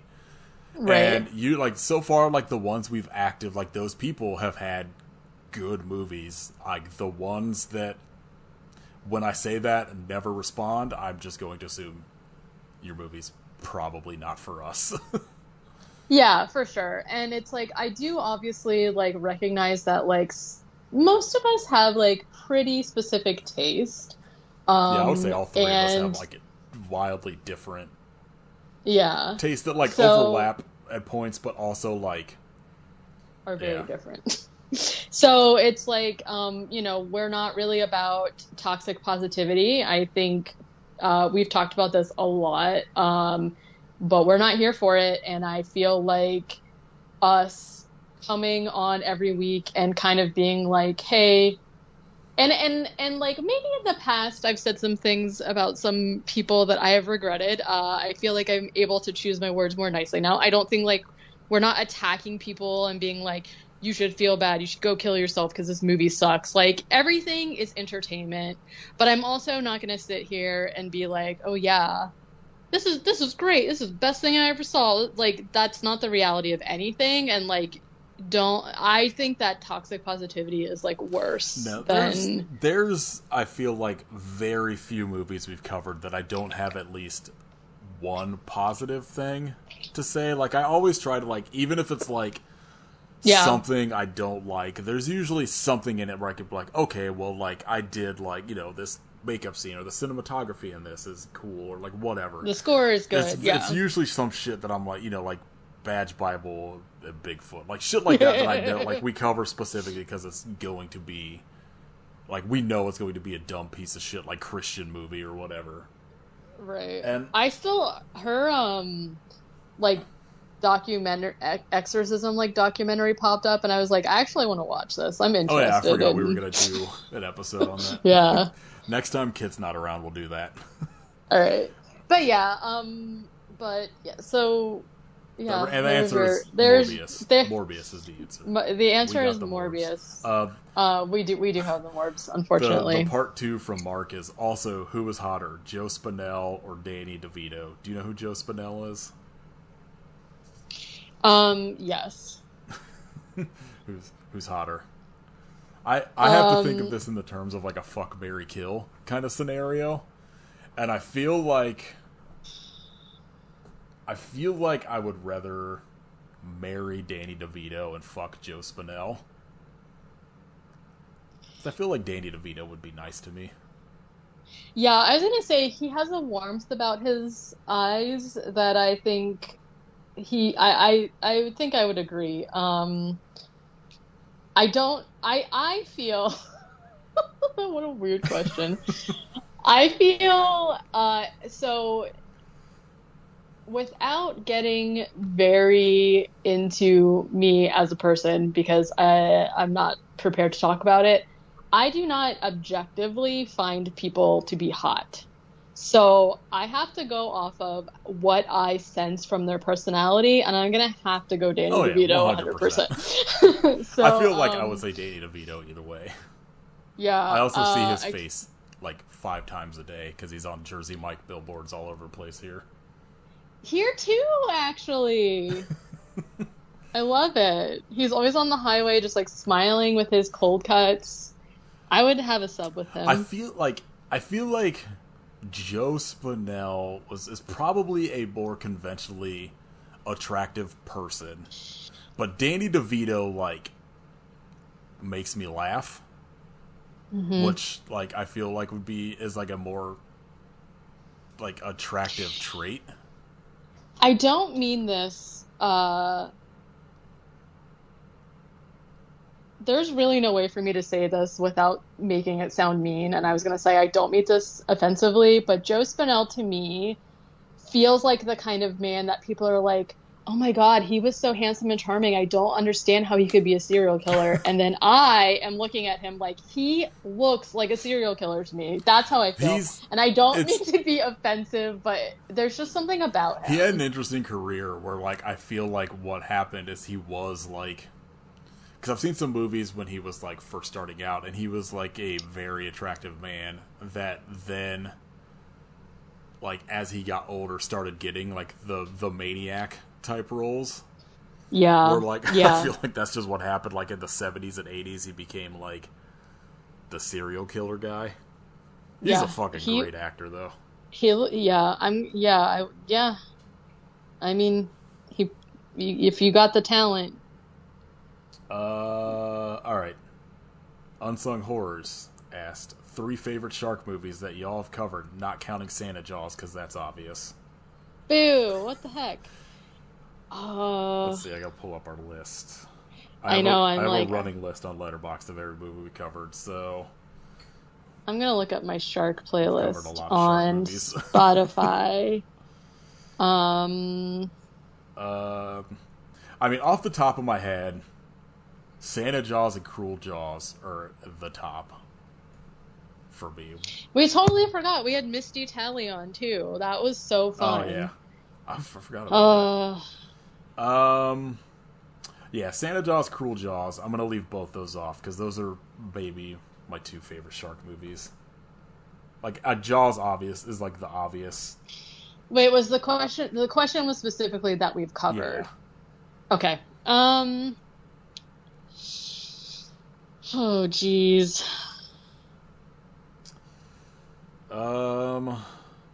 Not Swim, that's for sure. Oh my god, we've covered too many movies. Where are the shark ones? We did Swamp Shark? Yeah. Do not remember that. So Shark Lake, Swamp Shark, Atomic Shark, Shark Kansas, Women's Prison. Those are all bad. Shark Night 3D. Yeah, that one's fine. That one might be kind of up there for me because it was like kind of more normal. I think maybe Zombie Shark. Like I liked Zombie Shark with the little zombie head puppet thingy. I liked Jersey Shore Shark Attack. We did. Jaws the Revenge, Ouija Shark. Okay, so my top 3, I'm gonna say Cruel Jaws, top, if we're taking Sata Jaws out of it. Probably... Wait, is Cruel Jaws the one where he, like, swallows the raft whole? No, that's the Megalodon, or Okay. whatever. That's my other problem. A lot of these, like, blend together. Cruel Jaws is the one that, like, it's got the Hulk Hogan looking dude in it. Oh, And, like, they okay. steal footage from, like, 8 other shark movies. So Cruel Jaws, probably Megalodon 3, Yeah. or, like, whatever that one was called. Shark Attack 3, Megalodon. And then probably Nightmare Shark. That one was, like... That I remember... My problem, too, is that, like, I'll remember an episode being fun, and then I'll be like, that maybe actually was not great, but the episode was good. I take it back. Cruel Okay. Jaws, post-apocalyptic commando shark. Then Yeah. Nightmare Shark. Okay, Jaws of the Shark. You did not watch that. No, I didn't. Some of these I didn't. Like, I didn't watch Ice Sharks. That was before me. Bait 3D is pretty good. Bait 3D is probably, like, the... Shark Lake. Oh, maybe Shark Lake. I did not like that one as much as you guys did. Yeah. What was a Night Game? Some of these I, like, Night legit Game's the do one not with remember. Paul Scheider from Jaws as the base. The baseball. that's right. Yeah. I'm gonna say... Sharks of the Corn. That was ridiculous. That was a ridiculous one. I think I need to update I think I'm behind on updating our Shark Week or Shark playlist. I did like Shark Lake. Wow, I almost forgot about Hologram Man too. Damn. For me, I feel like the shark movies, the ones that I do really like, are the ones that are the way more ridiculous ones. Sure. Because I feel like the ones that are serious are usually too much like trying to be Jaws. Where I feel like the ones where they're just like, I don't know, here's a very dumb premise. So, like, and they just run with it. Because, like, Bait 3D is really good, but it is very much, it's like a real shark movie where it's like people trapped in a grocery store that got flooded that has sharks in it. And there's, like, actual, like, real consequences, I guess, in it. Right. As opposed to, you know, like, fucking Shark Attack 3 or whatever, where it's just like there's some massive shark that's like swallowing people whole for no reason. Yeah. Here's from a question from like an hour ago about a movie we rewatched, that Hammerhead Shark Frenzy Sharkman movie. That was one that I watched that I remembered finding hilarious, and then I rewatched it and I was like, this is kind of normal. I will say I do feel like maybe that might be top for me. Yeah, it's up there. That's a good one. That's mostly for Jeffrey Combs. Yeah, well, and the episode starts with, this week we're standing Jeffrey Comb over. So, it's, you know, yeah. Alright. This is from Instagram. At Werewolf Face asks, are you down with the sickness? Great question. The answer for me is yes, I am. Obviously. I've been listening to Deftones all week. I'm down with the sickness. Okay, last question. And this was a joke question from Caitlin, but I think we're gonna get something out of it. Caitlin asked, what is Lex's favorite movie? And so I'm gonna answer that, but I want to know what Merlin and Maytel's favorite movies are. Merlin, God love him, doesn't recognize that TV exists. Like, Maytel will watch almost anything. She loves Matlock. She literally, if she like hears the Matlock theme song, she'll like come running into the room. She loves Matlock. But Lexa does that with will, RuPaul's Drag Race.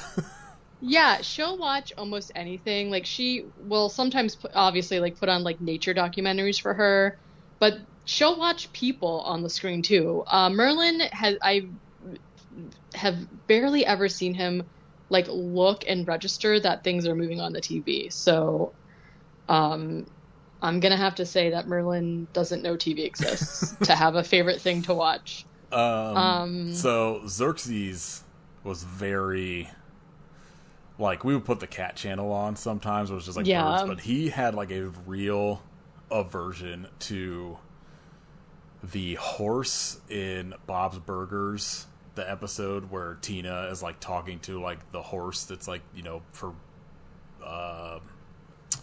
like imaginary friend that I think Paul Rudd maybe voices. Xerxes hated him. Xerxes once attacked the TV because that horse was on screen. That's hilarious. I feel like Lex's favorite movie probably something like A Night at the Roxbury. I feel like he's a hot rod kid. He likes to party. Definitely. Lex and I every once in a while will do the cool beans scene to each other. I can see it. I've seen it. I think this is not the same, but there's no way that people don't remember this, but do you remember the video of that kazoo kid? That he would be like, kazoo! I don't think so. That doesn't sound familiar. Oh my god. So there's like this video that went around about this kid, and he'd be like, oh, hello, who are you? And he was like, I love kazoo. And I don't know what it was for, but there's this part in it where he says kazoo, but he says it like kazoo. And one time I did that, and Merlin literally like flew out of the room. It scared him so hard. And I was like laughing so hard I was crying because it just like startled him so much. So maybe that's why he doesn't like TV. Maybe he thinks like the kazoo kid's gonna get him. Yeah, checks out. Yeah. All right. That's it for the questions. Let's see if there's any news worth talking about. Probably not. Now that I'm off Twitter, I don't see like any news. Twitter is not really a thing, really. Good. Nothing. Like, I'm obviously posting on it for August, but like there's not really a lot going on. Even to the extent that like I didn't know there was like a presidential debate until like an hour before it happened. Okay, also I was confused because I saw that I am not trying to be disrespectful. I don't know anything about it. I think a wrestler died. Oh yeah, well Terry Funk died, but that was like he was old, but a wrestler named Bray Wyatt. That was okay, so he's the one that I saw everywhere. Yeah. And then people would be like, "Oh, now he's dead too." And I didn't see the first one, so I was like so confused. Yeah, Terry Funk was like, he was old. He was like Terry Funk. Have you seen Roadhouse? He's in Roadhouse. He's one of like the guys that comes to like try to beat up fucking Dalton in it. Yeah, like I think he was a stuntman for a while in Hollywood, but he was like a wrestler that was known for like hardcore wrestling. But he was old. He was probably in like his 80s when he died. Okay. Bray Wyatt, like his name was like Wyndham something. I forget what his last name was, and like in reality, but he was like Bray Wyatt in WWE, and he was only like 36. And he was, yeah, I saw that because he was born in 87, which is when I was born, and I was like, oh my gosh. He got fired from WWE because Vince McMahon is very stupid, and like his Bray Wyatt character was very much becoming a like could have probably like it's sort of like a reductive thing to say, but he was probably looking to become like this generation's like Undertaker type character. Yeah. And, like, got fired because Vince McMahon is a fucking dummy. And then when Vince McMahon had to step down, like, and Triple H took over, like, brought him back in. And he got, like, put on, like, inactive duty for what was just always described as, like, a serious illness, but was never, like, disclosed what it was. And, like, for the last couple weeks, it was like, oh, like, you know, he's doing better. He's, like, you know, we think he's about to be like come back. He's about to be like medically cleared to come back or whatever, and then just like all of a sudden died. And I guess it was like he was having some sort of something going on with like his heart, and he got COVID, and it caused him to have a heart attack, and he just like died on the spot. It's like, That's yeah, sad. it's real sad. Like, 'cause he was like again, like really young, and also like had like what seemed like a pretty bright future ahead of him. So it is like a kind of like a big loss. Well, yeah. Shout out that guy. Yeah. I saw his face paint. I saw this picture of him with like his like get up on his face paint, and then he was like holding a lantern that was like made out of his own head, and I was like, yeah, he like pretty metal. He had like a gimmick where he was like this sort of cult leader guy at first, and then like I don't actively watch WWE, but like when I was on Twitter, Right. I would like, if there was like pay-per-views or whatever, I would end up getting like lost in like whatever was happening, reading about it. And he still, when he first came to like WWE, he had this gimmick as like this cult leader guy that just kind of morphed into like, at some point he had this, like he was doing this sort of like, he was like a character called the Fiend, where he had like, Oh, okay. Yeah. where he would have like these two sides where like part of it he was like doing a weird fucked up sort of Blues Clues version of like a TV show that was like really creepy. I don't know. He seemed like a genuine, like a lot. I feel like it's hard to come across wrestlers where like they don't have some sort of like gross shit in their past. And as far as I'm aware, he seemed like Right. somebody that was like pretty cool. Yeah. Like, it sucks that like he's dead, but Vince McMahon is still alive somehow. Yeah. All this news is just like Bloody Disgusting is just a bunch of shit. It's like, this is streaming here, so like nothing good. Yeah, nothing's really happening right now. I have some questions for you. Oh, okay. So, I went down, I don't know what happened last night, but we were watching CSI, and something in it made me remember Arnold's Pizza Shop. Arnold's Pizza Which, Shop. so it was like I don't even know what year this was, but it was like basically a prank call where somebody recorded in an Arnold Schwarzenegger voice, him being like, "Hello, you've called Arnold's Pizza Shop. I'm not here right now. I'm out killing pepperoni." And it was like this whole thing that like we found so funny as kids. And he's like, he says something like, every pizza comes with bullets. The only difference is maybe the bullets will be in a gun, maybe they'll be on your pizza. And then he says, like, if you want something weird like pineapple, I'll kill you. And it was just like this prank call that was like so funny to us when we were in like middle and high school. And it just got me thinking about like the internet in those days. And I don't know if you might have been like, you were probably too old to find this stuff funny, but at the time I was thinking about like all of those Quizilla quizzes people used to take, and I don't think that Quizilla is around anymore, but I found a BuzzFeed quiz I want you to take that's called, which iconic horror movie villain is your soulmate? I feel like these are always like, okay, well, oh yeah, we'll do it. Yeah, they're pretty Well, stupid. I feel like it's like, who would you rather run into in a dark alley? Somebody in a hockey mask? Somebody Right. that haunts dreams? It's always like, you could tell where it's gonna like lead. Well, we'll find out. I don't actually, also, this is from 2018, so I'm not even really sure like who is on here, but we'll see. So the first one is, pick your ideal date, okay? A creepy forest, Netflix and chill at their creepy house, a creepy lakefront picnic, a romantic diner at a creepy AF restaurant, go dancing at a creepy club, or watch the sunset in a creepy graveyard. That'll be creepy. I guess diner. Just because All I right, want romantic. fries. Definitely. Fries with mayonnaise. Pick the perfect gift to receive from your new spooky significant other. A jar filled with the tears of your enemies. A brand new machete. I wonder who that could be. A used haunted Ouija board. Their favorite bloodied t-shirt. A pair of steel-toed combat boots that are too big. Or bees. Just bees. Who could that be? Pick a non-horror movie villain to go on a double date with. Let's see. Darth Vader from Star Wars, obviously. Scar from The Lion King. If you're picking Scar, there's a different quizzes I think you should be taking. Miss Trunchbull from Matilda. Judge Doom from Who Framed Roger Rabbit. The Child Catcher from Chitty Chitty Bang Bang. Or Anton, whatever, the guy from No Country for Old Men. I guess Judge Doom, because that's the only one of those movies that's any good that I've seen. I haven't seen No Country for Old Men, so.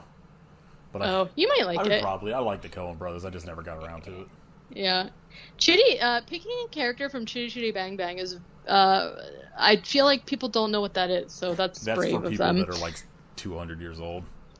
Yeah, I love how only one of these is like an animated animal. Like, yeah. Okay. What weird trait does your new significant other have that you find oddly charming? They leave muddy footprints all over the place. They're always sneaking up behind you. They don't speak much, or they crack jokes at inappropriate times. They're like obsessed with their mom. They're like obsessed with bees. I mean, the only non-upsetting one in that is the bees. So I guess the bees. I mean, I know where that's going, but like all of the rest of those are... You don't think they don't speak much is charming? No, you know what I really love? Someone sneaking up behind me all the time. Listen, I am like so easily startled. Sometimes I'll be in the kitchen and Chris will walk in and I'll be like, "Oh Jesus!" And he's like, I literally walked into our house. Like, what? I scare the shit out of customers all the time because like I'm like a very quiet like walker, and like it'll just be one of those things. I'll be like putting stuff away, or like you know, I could like tell when someone is like trying to find something or whatever. And so I'm always very, like, conscious of trying to, like, not sneak up, which also just ends up being even creepier. So, like, I scare the shit out of people all the time. That's so funny. And I especially feel like it's the worst for people who are tall, because, like, you don't expect to tall, not see someone... I have a beard, I look mad all the time.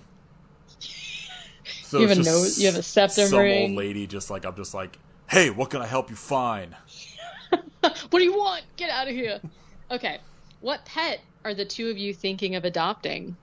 A resurrected cat, a rabid dog, an angry vampire bat, a really mean squirrel, a big old snake, or bees. Just a butt ton of bees, of course. What was 2 before the bee? The squirrel one. I want the...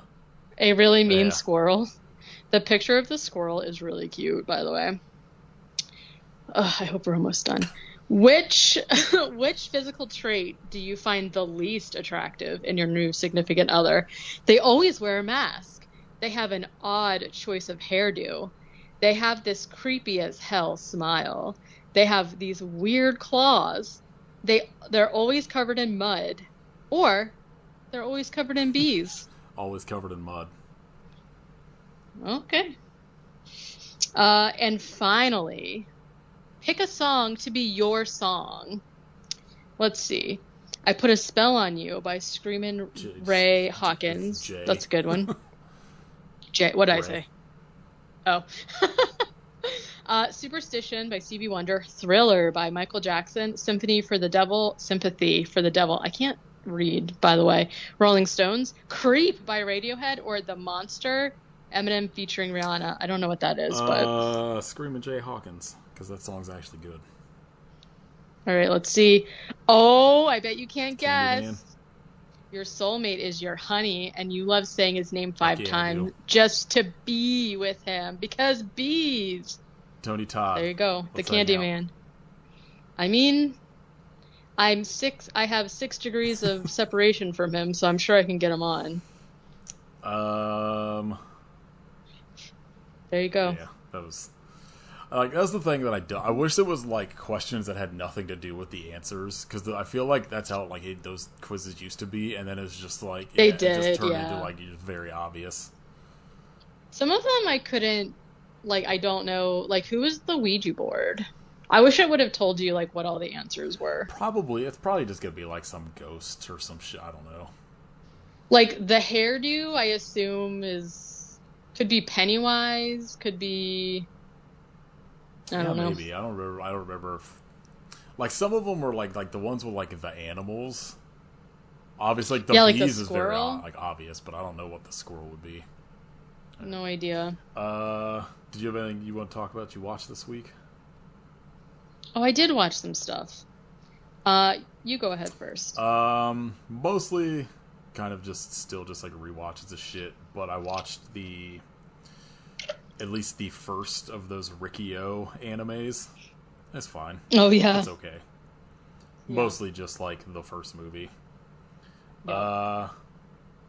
And then I have one thing I watched that I'm going to wait till our next episode because I will talk to Kit about it because I think it's a movie he would like. But like I rewatched Suspiria, I rewatched the actual like Rikio movie, I rewatched Ganjosaurus Rex.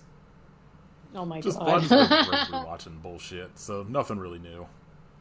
Yeah. I watched Wreck-It Ralph. I don't know if we talked about that. I watched it We at did a pizza because restaurant.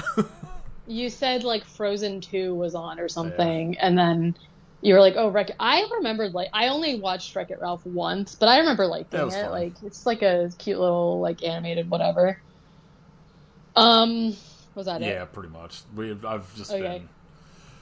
been watching dumbass TV like 90 Day Fiance still. There's like 3 seasons currently airing, so Oh my that's gosh. very good. 3 very stupid juicy seasons right now. I rewatched Scream and Scream 2, obviously. Perfect. I watched a movie called Polaroid from 2019, and like I'm so torn on it because like there were some like obviously the movie's called Polaroid, so like that's the plot. Like the main character's name is Bird. Hate. Terrible. And she is like a weird misfit. She gets this like Polaroid camera, and then whenever you take a picture of somebody with it, there's like this weird shadow in the background, and then that person ends up dying, and she has to like figure out what's happening. And I'm like really torn because like the first half an hour of the movie was actually like legit good, and then the rest of it is like something cool will happen, and then something very stupid and goofy will happen, but then something cool would happen, and then something goofy. So like I'm not really sure how I feel about it. Maybe skip it. Then I watched this movie called Personal Shopper from 2016 that stars Kristen Stewart. How is that? I've heard like I feel like middling reviews, but I like Kristen Stewart, so So weird. I feel like I'm left with a lot of questions that I feel like it's kind of not okay that they didn't answer. You know what I mean? Like I'm not satisfied with the ending, but the premise of it was like very weird, and I liked that aspect of it, so I don't know. Yeah. I don't know if you would I'll probably like watch it. it at some point. I would say like I would not deter. Like I think watch it and then decide. Like I'm not gonna say don't watch even this when one. like You know what I mean? like the only time like there's something like that like I feel like I give it. I'll actively like listen to you or Kid is when it's like a you know like a Halloween movie or some shit like that. And even then I'll probably still watch it. But it's like one of those things where like if one of you watched like Scream 7 before I did, and you were just like don't bother. I would probably that's the only time I'll ever listen. But it's something that's like its own standalone thing. I'll usually still at least give it a watch. Yeah, like I think the story of it to me was like it's so weird that I feel like maybe give it a try, but I don't know. I just don't know about how I feel about the ending. And then I watched Skinamarink. Skinamarink, yeah.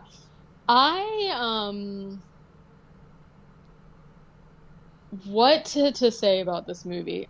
I was like kind of texting you when I was watching it, and maybe I should like wait because I think Kit saw it, so maybe I should wait to talk about it with Kit. But like, I don't know, maybe I need to digest it a little bit more. I think I'm gonna land on ultimately I liked it. It's so weird because I also, like I said to you, like I feel like I don't know why, but I was under the impression that it was a found footage movie, and it's absolutely not. I don't even know like what you would call this style of movie. There's a term for it I see that people use. I just can't remember what it is offhand because it's got that and like where we all go to the World's Fair or whatever the fuck that movie was called have like the same. There's a term that people use for it. I can't remember what it is now. Okay, I'll have to look into that other one too, because Google's it's top like question: what is the point of Skinamarink? so. I will say this movie is like, is it 2 hours long Yeah, or two and a half it's like hours an long? hour 40, hour 50, something like that. It's too long. Entirely too long. Because the movie is basically like, for the most part, the cameras are stationary, but they're stationary at really weird angles. So you'll see just like a corner for like 5 straight minutes, and then you'll see like a hallway for like 10 minutes. And like, I feel like what happened to me was that I was like sitting there. I did watch it in the dark. I was like sitting there watching it, and I went from being like, what, to feeling like I was like insane by the time it was over. And I feel like that really helped me get into the movie because it's like, I don't even know how to explain, like, the whole scene in the bedroom really freaked me out. Yeah, I don't know. It's one of those movies where I'm like, I don't want to like shit on it solely because like I do think there's some promise to it. Like I think the director, like I get what he was going for, but it's just like for me it's like it needed to be like a 20-minute short or something. And like I'm interested to see what he does going forward because like I I am down for like a movie like that. It's just that one for what it was is just too long and like lost me like halfway through where I was just like I don't give a fuck. Why do I still got 50 minutes of this fucking movie left? Yeah, it took me really, like, not even exaggerating, like 40 minutes to get into it. I just like, once I laid down and started watching it, I got maybe like, yeah, like 40 minutes into it. And I was like, you know what? I'm here. I don't have anything else to do. I'm just gonna I'm just gonna finish it. It really, really needed to be edited because I feel like even editing it, you get your point Yeah, across.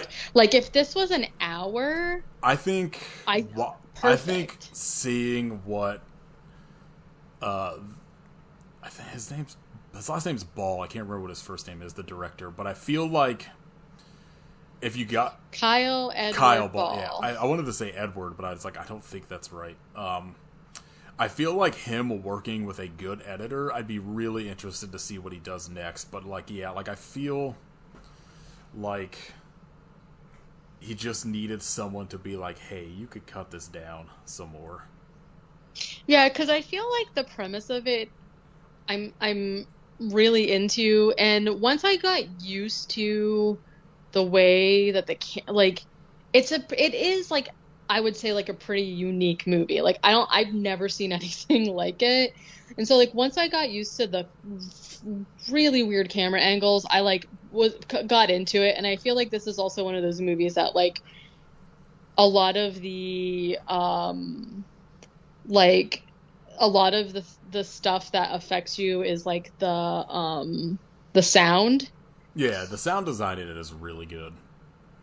And so some of it like legit freaked me out. And then other times I was just like, I have been watching this for 30 minutes and it's just like weird angles of these people's houses.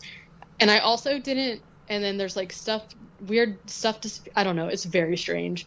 Yeah, the movie had like a So very, very strange like reaction from just yeah, like the horror community in general. that's why when I started watching it, I was like very confused. Well, But I it think, was like everybody fell on one side where they were like, "What is just staring at a wall for 2 hours?" Which is like not true and like reductive, but also like the other side that was just like, this is like an absolute masterpiece and blah blah. I'm like, that's also not true. Like, it's fine. It's just kind of like No. it's you know, a director's first full length movie, I believe, and like, you know, there's some promise. There's also some things I feel like they can work on moving forward, which is like how most people's first movies should be. Yeah. I think I really, really think for me personally, if it was edited more, I would have really, really liked it. I think I still gave it 3.5 stars because it is truly like nothing I've seen before, but just too long of just what? Like it shouldn't take me 40 minutes to decide that I'm gonna, you know, but whatever. I'm just glad to have finally seen it because I was like very curious about it. I think that might be it. I just realized I forgot to finish Gotham Knights, even though I only have like 2 episodes left, so I should probably do that. I was like not. That's my problem is like I started watching it and I watched like 10 episodes in like one sitting, and then I was like, yeah, maybe I won't ever. I'm the opposite, where like it drives me crazy when I get like partially through a season and then we start watching like something else, where I'm like, I want to finish, like, let me finish this, like I need to complete it. Yeah, that's why I hate like right now where like all the stuff's now going back to like episode by episode. I hate it. Oh, yeah, we have been watching the new season of Futurama. I'm waiting for it to all be out. I honestly, I'll probably do like a full series rewatch. It's been like a while. Yeah. All right. Shout out. Do you have a shout out for this week? All of you listeners out there. Yeah. Anybody that asked an actual question. Especially the very talented and smart person who asked if we were down with the sickness. I don't know. I'm sort of in the middle of reading Someone Who Isn't Me by Jeff Rickley, and it's very good so far. So that's my shout out. Jeff, come on the podcast. Perfect. We love you. All right, next week, for like the 100th week in a row, a movie I've been calling Trial of the Screaming Forehead until I realized it's Trail of the Screaming Forehead.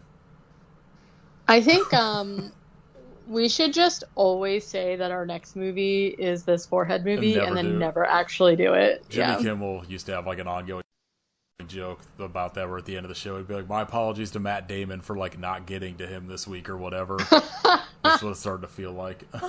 Pretty much. So yeah, that'll be next week unless something else happens and we don't cover it.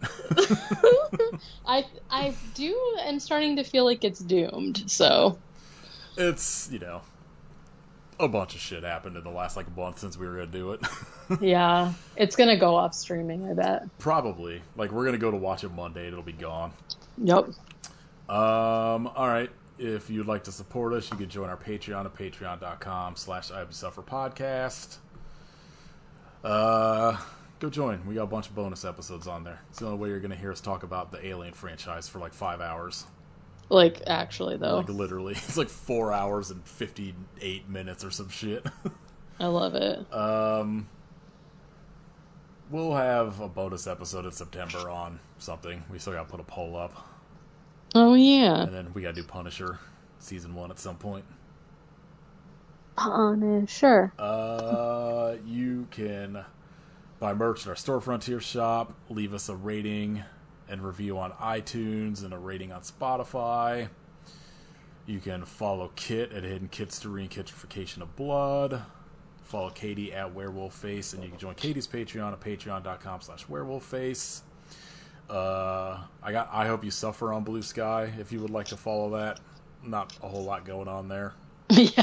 Pretty boring so far, but whatever. It's not. It's like a weird in between where like nobody's really on Twitter anymore, but nobody's migrated fully. So it's like the one good thing is, at least so far, I'm not enraged all the time. That's important. But also like, so far everybody doesn't really post anything I'm really engaged with either. So yeah. But I don't know. I think it's just at I Hope You Suffer if you want to follow that, and then you can follow me on all like everything except Twitter and Facebook at Gordon Screamsy. Follow me on Letterboxd. That's all I really care about. Yeah, I have Letterboxd too, obviously. And if anybody has Goodreads, be my Goodreads friend. It's obviously my same handle. Yeah. Hidden Kitstery. Hidden Kitstery. Um, Kitrification of blood. yeah. All one word. All of them. Yeah. Trail of the Screaming Forehead next week. Fingers crossed. I hope you suffer, but why? But why? That was Kit. He's here. Yeah. Kit's been here the whole time. Yep. He just didn't want to answer your dumb Yeah, questions. Kit said, fuck you, Dylan. Dylan in particular. Yeah.